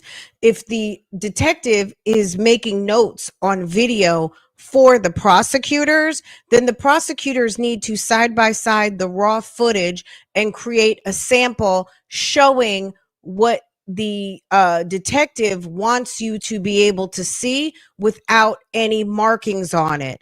And they have a working copy from the basically detective notes. I mean, that's simple enough. There's a reason we have rules of evidence, procedures of evidence. When you use raw data, that's fine. He don't have a top lip at all. I would disagree wholeheartedly. It's not hearsay or testimony. It's literally descriptions of what you see. If you come in and be admitted into evidence and you play for the jury, I would agree that maybe when it goes back to the jury, the words black shirt, red shirt, white lettering, black satchel, those can clearly be removed because that, I guess, the argument is a continuing witness. But I think he would have more of an argument if it said Julian Conley. That then, the issue would be you taking necessarily the decision as to whether the jury believes that Julian Conley had a promise of the jury. But saying that he's wearing a red T-shirt with white lettering and a black satchel, it's not hearsay testimony. It's not against what the case law says. And more importantly, what the detective made very clear, he wasn't targeting Julian Conley. He was he circled the people he previously identified by being able to see their face, being able to use the clear photos to then distribute them to get an identification of their names and who they actually were. But because he was able to clearly see the face and identifying features of those two individual people, is why he focused on those two people throughout the rest of the video. It's not the mischaracterization and what they call the speculation as to the detective's investigation. And more importantly, this is a trial that involves Julian Conley, not anybody else, not any other men that pointed a gun at McCourt. Okay, yes. Thank you. Thank you for bringing that. I mean, at the end of the day, this is about Julian. Jaron, or Jerion, whatever his name is, McKinney, he's already pled guilty. And at the end of the day, they can identify 25 different people in the video, but this is about Julian. Yes, Abadi. Yes, thanks for bringing that point. It doesn't matter who else is in the video at this point. They will be dealt with separately. This is about Julian. And when he was able to identify them, then the focus would be on those individuals. So the argument that he didn't focus on the two other people who pointed guns at the McCourts is not related to the issue which we were arguing about here before the court as we proffer the testimony of. Right. If those people get identified in the future, then they can be dealt with in the future, because we all know that there is no statute of limitations on murder. So if that person is identified in the future, they can be dealt with too. It doesn't just matter, because all of these people were in the middle of felonies and a felony murder occurred. So they can get some too. Everyone can get it. Anybody who shot a rifle at that vehicle or in the vicinity at that moment can all get it at any time. Shepard. And more importantly, the questions that he asked and the arguments he made to the court are time for cross-examination to poke holes or do whatever he'd like to do as it relates to the investigation of Detective Shepard and how he targeted in on certain people and why. Okay, I'm going to find now, having reviewed the video, which was very helpful. There's essentially 4 squares showing multiple angles at once. Sometimes it's only one, and in that case it appears zoomed because there's only one picture. It is useful to listen. Did the judge forget to brush her hair? Like, what happened? Sis, what are you doing back there? Why is your hair all jacked up? To the defendant's testimony as he shows that video. I'm going to admit it. I think there's a proper foundation that's been laid, and there's no good faith evidence that there's been some material alteration to this video. That said, he's not going to be able to testify that beyond the MARTA footage and video that is the defendant in this case. He can testify that is a person with the same gait, wobble, mannerisms, clothing, all of that, but he cannot say that it's Julian Conley. And you're going to have to caution him because he said it a lot, so it's going to be natural to him to say it more in front of the jury. He can't say that in front of the jury. I'm not going to let him identify the defendant outside of that very specific instance. I'll just note for the record that everyone's in possession of the raw footage. The witness can be impeached with that raw footage. He could be recalled at a later date or time. Most of these arguments really are in favor of this being a continuing witness, which I think it probably is. It's not going to go out with the jury. But point well taken by everyone. Did you have something else to say? We as a defense understand the circles themselves and arrows. Are we is the court allowing those to stay on, and he just can't say this is Julian Conley, or do they have to get rid of circles and arrows? No, they can keep the circles and arrows. He can say this person is dressed, whatever he wants to go into, the same things that he was just saying. Similar gait, clothing is the same, hair looks the same, whatever he is seeing to explain to the jury why he focused on your client. And the right. I don't think there's what writing do you have an issue with, unless it says Julian Conley? At some point he says thing is, in one way it said. Oh, the muzzle flash. And United States v. Lewinsky, the case that the state literally just quoted not too long ago, says that that's the complicated cluster issue. And it's like an officer going back to the deliberation with the jury. They said the words that the officer put on do not go back. It can't go back to the jury. It's not going. But if it's evidence, then it does go back to the jury. Okay, so it could be evidence, but also continuing witness. It's definitely continuing witness, and it will not go back with the jury. Okay. Okay. Do you want to bring your witness back in and the Just so we're clear as to the court's ruling, obviously Detective Shepard would testify that the person he was able to get a clear shot of, he was able to identify Julian Conley. He'll describe the clothing that Julian Conley has in that clear photo. The state would then ask questions. Do you see the person in the circle in these videos? What clothing is he wearing? Is that the same clothing or similar clothing that you see Julian Conley wearing in this video? So I just want to make sure the court's clear. Right, it's going to require a little bit of pleading, but if you instruct your witness properly, hopefully you won't have to ask leading questions. He just cannot. He can say why. He can describe the person, but he just can't say it's Julian Conley. I'm sorry. Can we just have a? Absolutely. Yeah. Yeah, take a minute. Also, do you guys need a bathroom break while she's taking time to instruct them? Because it's been a couple hours and I'm sure Ms. Newman would love one. Well, I don't know how long this testimony will be. I would ask if we can take lunch between direct and cross so that we can prepare based on the court's ruling in terms of our cross. How many more witnesses do you guys have today? I'm sorry, It's okay. How many more witnesses do you have today? we have, 5, 6, Okay. Okay. Is it a good time to take lunch after your direct examination of this witness? It's already, I mean, it is. It's 12 o'clock right now. So yes, that's fine. Let's put him up and then we'll take a lunch break. After your direct. And that way they can get their tech ready to go if they're going to use. The direct's gonna be 3 hours. yeah, the director's gonna be there. Oh, So, we may not reach all those witnesses today. Okay. All right. So, I would honestly ask. if you just put the vote down. okay. Fine. Deputy, would you let the jury know that we have a little more work to do and ask them to go ahead and take their lunch break, please? Or ask what they want. If they want it to be brief, that's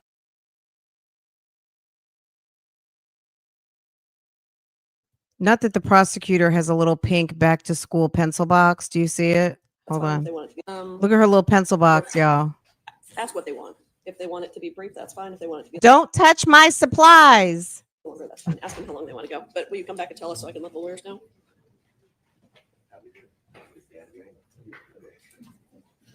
Okay, guys, we're gonna take a break too. We're gonna come back and finish this up this evening. That's we can't do it all day or like we did yesterday. We're gonna have to break this up, but we'll come back. This is see this is all lunch. Look at that. Follow me at the bottom of the screen. See that? See that? Look at that. Look at that. Look. Okay, you see that? Okay. Boom. Okay, back from lunch. That's where we're gonna pick up. Okay, later. Okay. If you're new here, make sure to subscribe. We did look at the indictment. It's posted on Patreon. If you want to see the indictment, scroll back. If you want to see the Jackie Patterson, let me show that again one more time before we get up out of here, because we saw that last night. Let me find it real quick. The last little bit from testimony from last night. Hold on. I did show a couple of the news stories, but specific to the testimony with the newscaster last night, Mr. Tom Jones. Oh, hold on a second. Let me find it, y'all.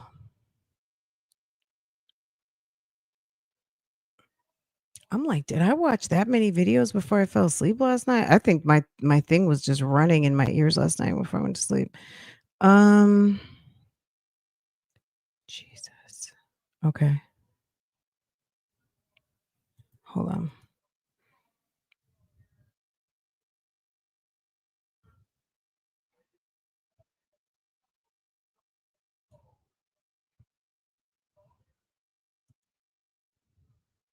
Okay, keep in mind, we are out of sequence right now, okay? We're out of sequence. We're going back to the end of day 2 for the testimony with the newscaster who interviewed Mr. Mr. Julian with his attorney, Jackie Patterson. Let's go. Okay, are we all clear? What is your objection to? I swear to God, Hoover is so annoying. Okay. This guy is on the news on WSB TV. Oh, my bad. Oh, we had missed that. Okay.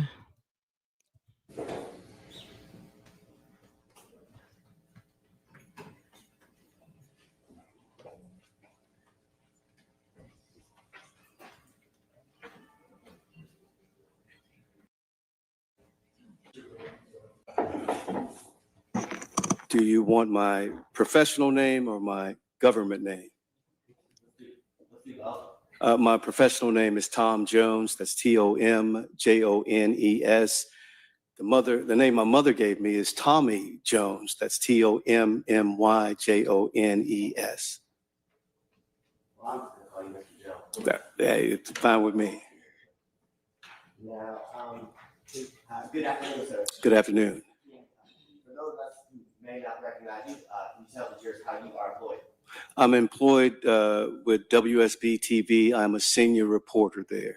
And how long have you been a reporter with WSBTV here in Atlanta? For 23 years. Okay. And can you tell the jurors as it relates to the stories that you report on? Do you report on a specific type of story or all types? Well, I'll cover anything, but mostly I cover crime in courts. I love crime in courts and how it all comes together. So I usually venture toward those types of stories, but I'll typically cover anything. Mr. Jones, can you tell the jurors, did you report on a shooting that happened on July 4th, 2020 in relation to the death of 8-year-old Secoriea Turner? I did. And can you tell the jurors, did you report initially on the shooting and Secoria's death? Yes, I reported on all aspects of this incident, from the Rayshard Brooks, from that shooting, and it evolved into what happened to Secoriea Turner. So I was actively involved in a lot of that coverage that we did on that story. So I reported on several stories in relationship to this incident. And were you contacted or requested to cover, in relation to the story you just described, a press conference where Julian Conley and Jackie Patterson were being interviewed, or were the subjects of the press conference? Well, I remember at the time that Atlanta police put out a bolo for persons of interest in the shooting involving Secoriea Turner, and Jackie Patterson, attorney Jackie Patterson, was representing one of the people who was in that bolo, that Be on the Lookout flyer. And I got an interview with Mr. Patterson and Mr. Conley surrounding the events of why he was on that bolo flyer. It wasn't a press conference, it was just me and those two. Okay. The interview with Mr. Conley and Mr. Patterson, can you tell the jurors where that interview happened? It happened in Jackie Patterson's office. It was in Midtown off Peachtree Road. I think it was 4800 block of Peachtree Road, not far from our station. Okay. And you said, I guess I know this was during COVID, and I know protocols may have been a little different, but when you interviewed Mr. Patterson and the defendant, Julian Conley, were you in the same room or area during that interview? We were in Mr. Patterson's conference room. It was COVID, so protocols were in place and we kept a distance from one another. They were on one side of the table and I was on the other side along with my photographer. I know you kept the 6 feet that were required. Yes, of course. The individual that you referenced today, Julian Conley, and you welcome to stand, do you see the person that you interviewed that day in July? Yes, I do.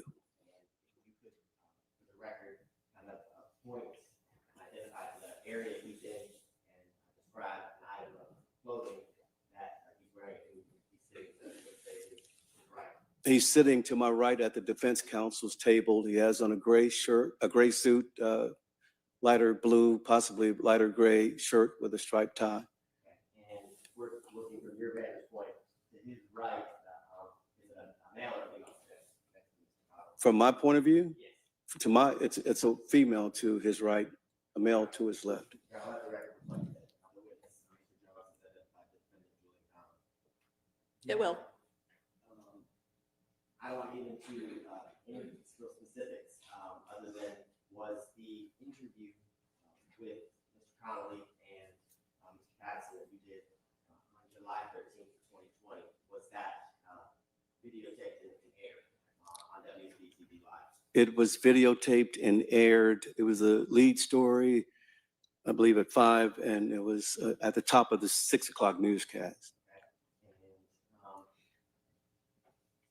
This time around in the state, for the tender state exhibit 106 and 106A, states 106A is a certificate of authenticity as it relates to state 106, which is the news story that was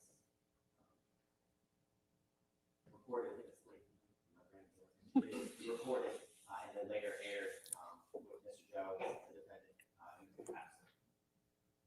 So the first one is the video, the second one. Let me just interrupt on this comment right here. I think a big difference would be in some moisturizer, some good hair milk, and some oil. Okay. Because it's looking very dry. When you have gray hair or the roots, I mean, you got to get in there with the moisturizer. I mean, it makes a huge difference in your hair looking dull when your hair is dry. Okay? When it's dry, it looks horrible. Okay? So if you are trying to rock the gray with the color, little sprouts of gray, baby, get some moisturizer, put some oil in your hair, and don't be scared of a comb. Don't be scared of the comb or a pick.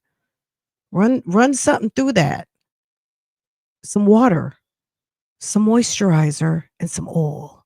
Okay, does wonders. It would look 10 times better with some water, moisturizer, and oil. It's dry. One is the certificate of authenticity. Yes, Your Honor, that would be generated through the business records exception.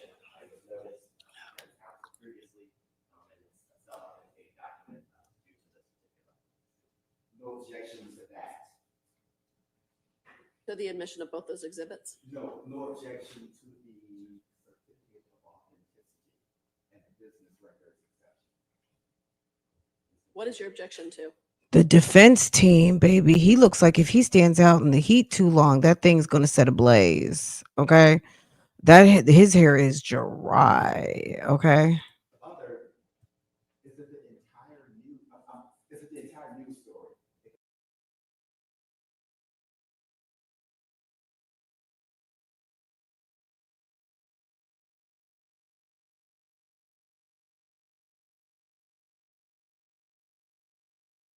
I'm jumping ahead. All the jockeying for time objecting is so annoying with the Hoover team. This is the story. Is a person of interest in that shooting. Channel 2's Tom Jones live in Midtown Atlanta. And Tom, the man told you he's comfortable speaking publicly because he says he didn't shoot anyone. George, that's what Julian Conley says. He admits he was at the scene, says he saw what happened, but says he did not shoot anyone. I attended a news conference on Zoom where 8-year-old Secoriea Turner's parents pleaded with the public for help finding her killer.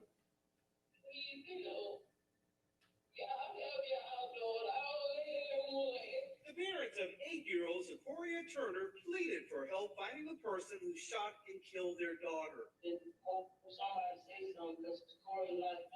Secoriea was in her mother's SUV July 4th on University Avenue. That's when gunmen, who police say had illegally barricaded the entrance to the store they were trying to get to, opened fire on the car, killing the child. Police have named 2 people as persons of interest. Attorneys for the family says someone knows who they are. We want the community help in getting his name. His name is Julian Conley. Attorney Jackie Patterson says Julian Conley is the second person of interest police are looking. Didn't Patterson say Julius? It's sad you're paying a retainer and the man doesn't even know your name. He said Julius.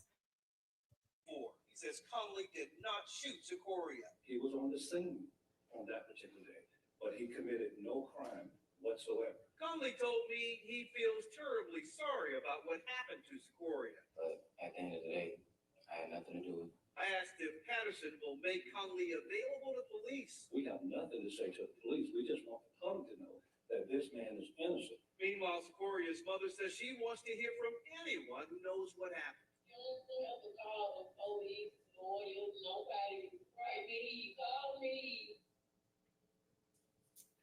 And the reward for a conviction in this case is now at $50,000. Patterson says Conley doesn't know the name of the person who shot Secoriea, but he says he can explain how the shooting unfolded. I'll be working on that part of the story for Channel 2 Action News at 6. We're live in Midtown Atlanta. Tom Jones, Channel 2 Action News. And the reward in this case is now $50,000. All you have to do is call Crime Stoppers at 404-577-8477. You don't have to give your name, and you can still get that reward. Again, that number 404-577-TIPS. At the end of the day. Okay, you want to cut it off now? A man called a person of interest in an 8-year-old girl's murder, saying he's innocent. Only Channel 2 Action News spoke today. Channel. There's still another minute and a half with the interview between. Oh, I'm sorry. I thought that was it. I thought it was starting over again. Sorry.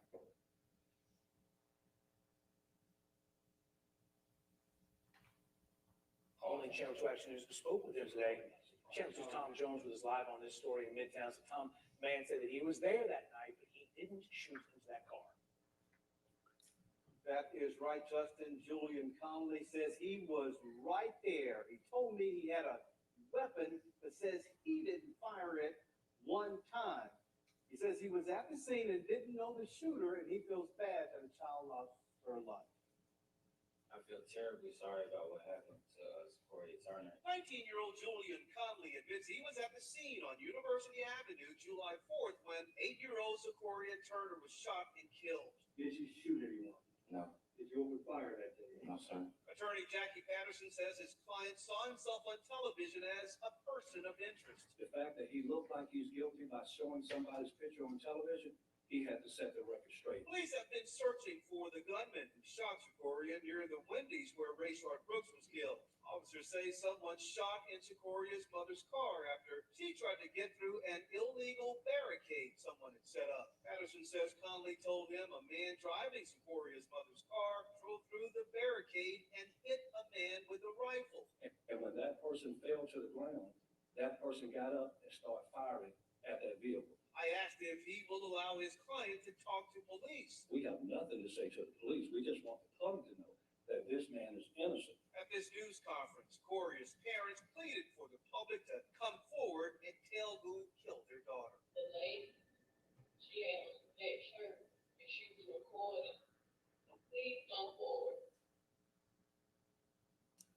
And I asked police about Patterson seems like the type of lawyer to me. He's not doing anything until you bring an envelope or run that credit card or deliver payment. Like, we can talk about your case all you want, but for you to do a press conference, for me to escort you downtown, you got to bring some cash. So I would imagine, I would be surprised the Bentley lawyer not getting his payment. I think most of these Atlanta lawyers know, get your payment and then you do the deed. Nobody's taking credit. Only people who work on contingency are personal injury because they pretty much know you're going to get paid. Anything else, hell to the no. They're collecting a fee and they got a credit card on file from you. They're not doing anything on no promises. Conley's version of what happened. This was their response. We would encourage Mr. Conley to contact investigators and speak with them regarding the investigation. At this time, the investigation continues. Now, there is now a $50,000 reward in this case. We're live in Midtown Atlanta. Tom Jones, Channel 2 Action News. And a lot of interest to get this one.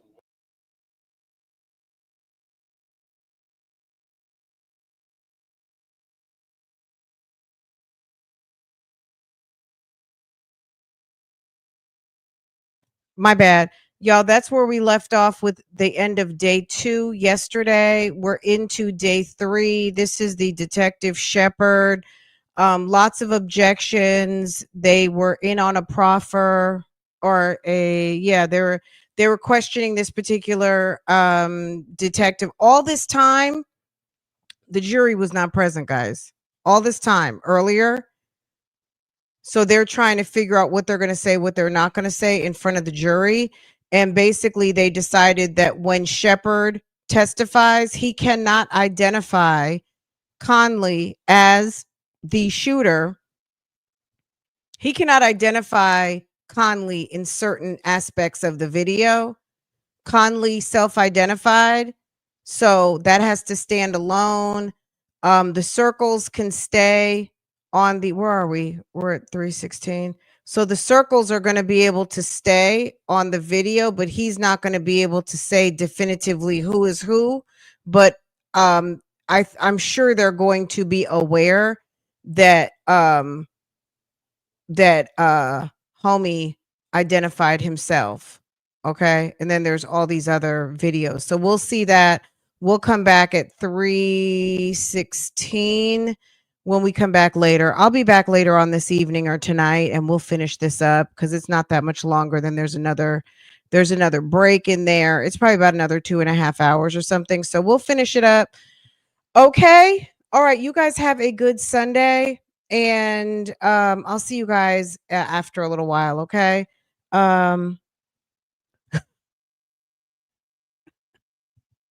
Hey, Bible lady, how are you? You gonna be doing some boots on the ground dancing?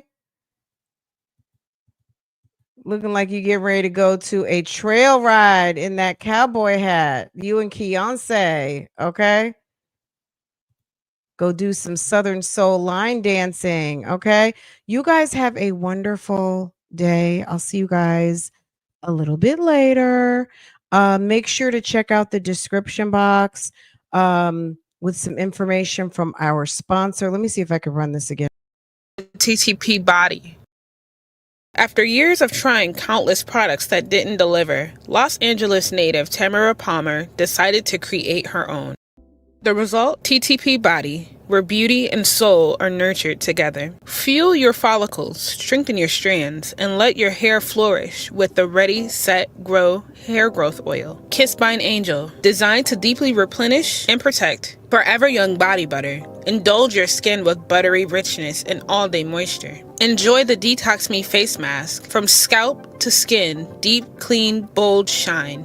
TTP Body has you covered from head to toe.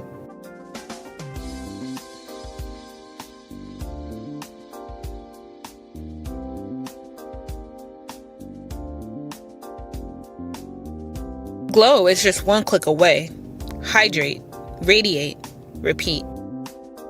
Discover TTP Body today.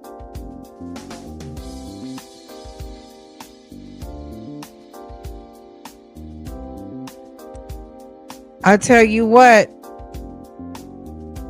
one of those attorneys on the defense team needs some Ready, Set, Glow. Okay, he needs some of that hair oil. Okay, and cocoa butter. Stat. Okay, just a second, y'all. Okay, all the information and the link is in the description box.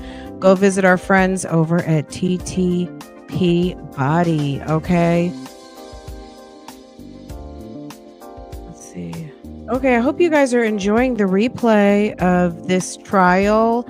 You know, we love a good trial over here on Real Talk Bougie. Okay, guys, have a good Sunday. I'll see you guys a little bit later and we can get ourselves finished, caught up.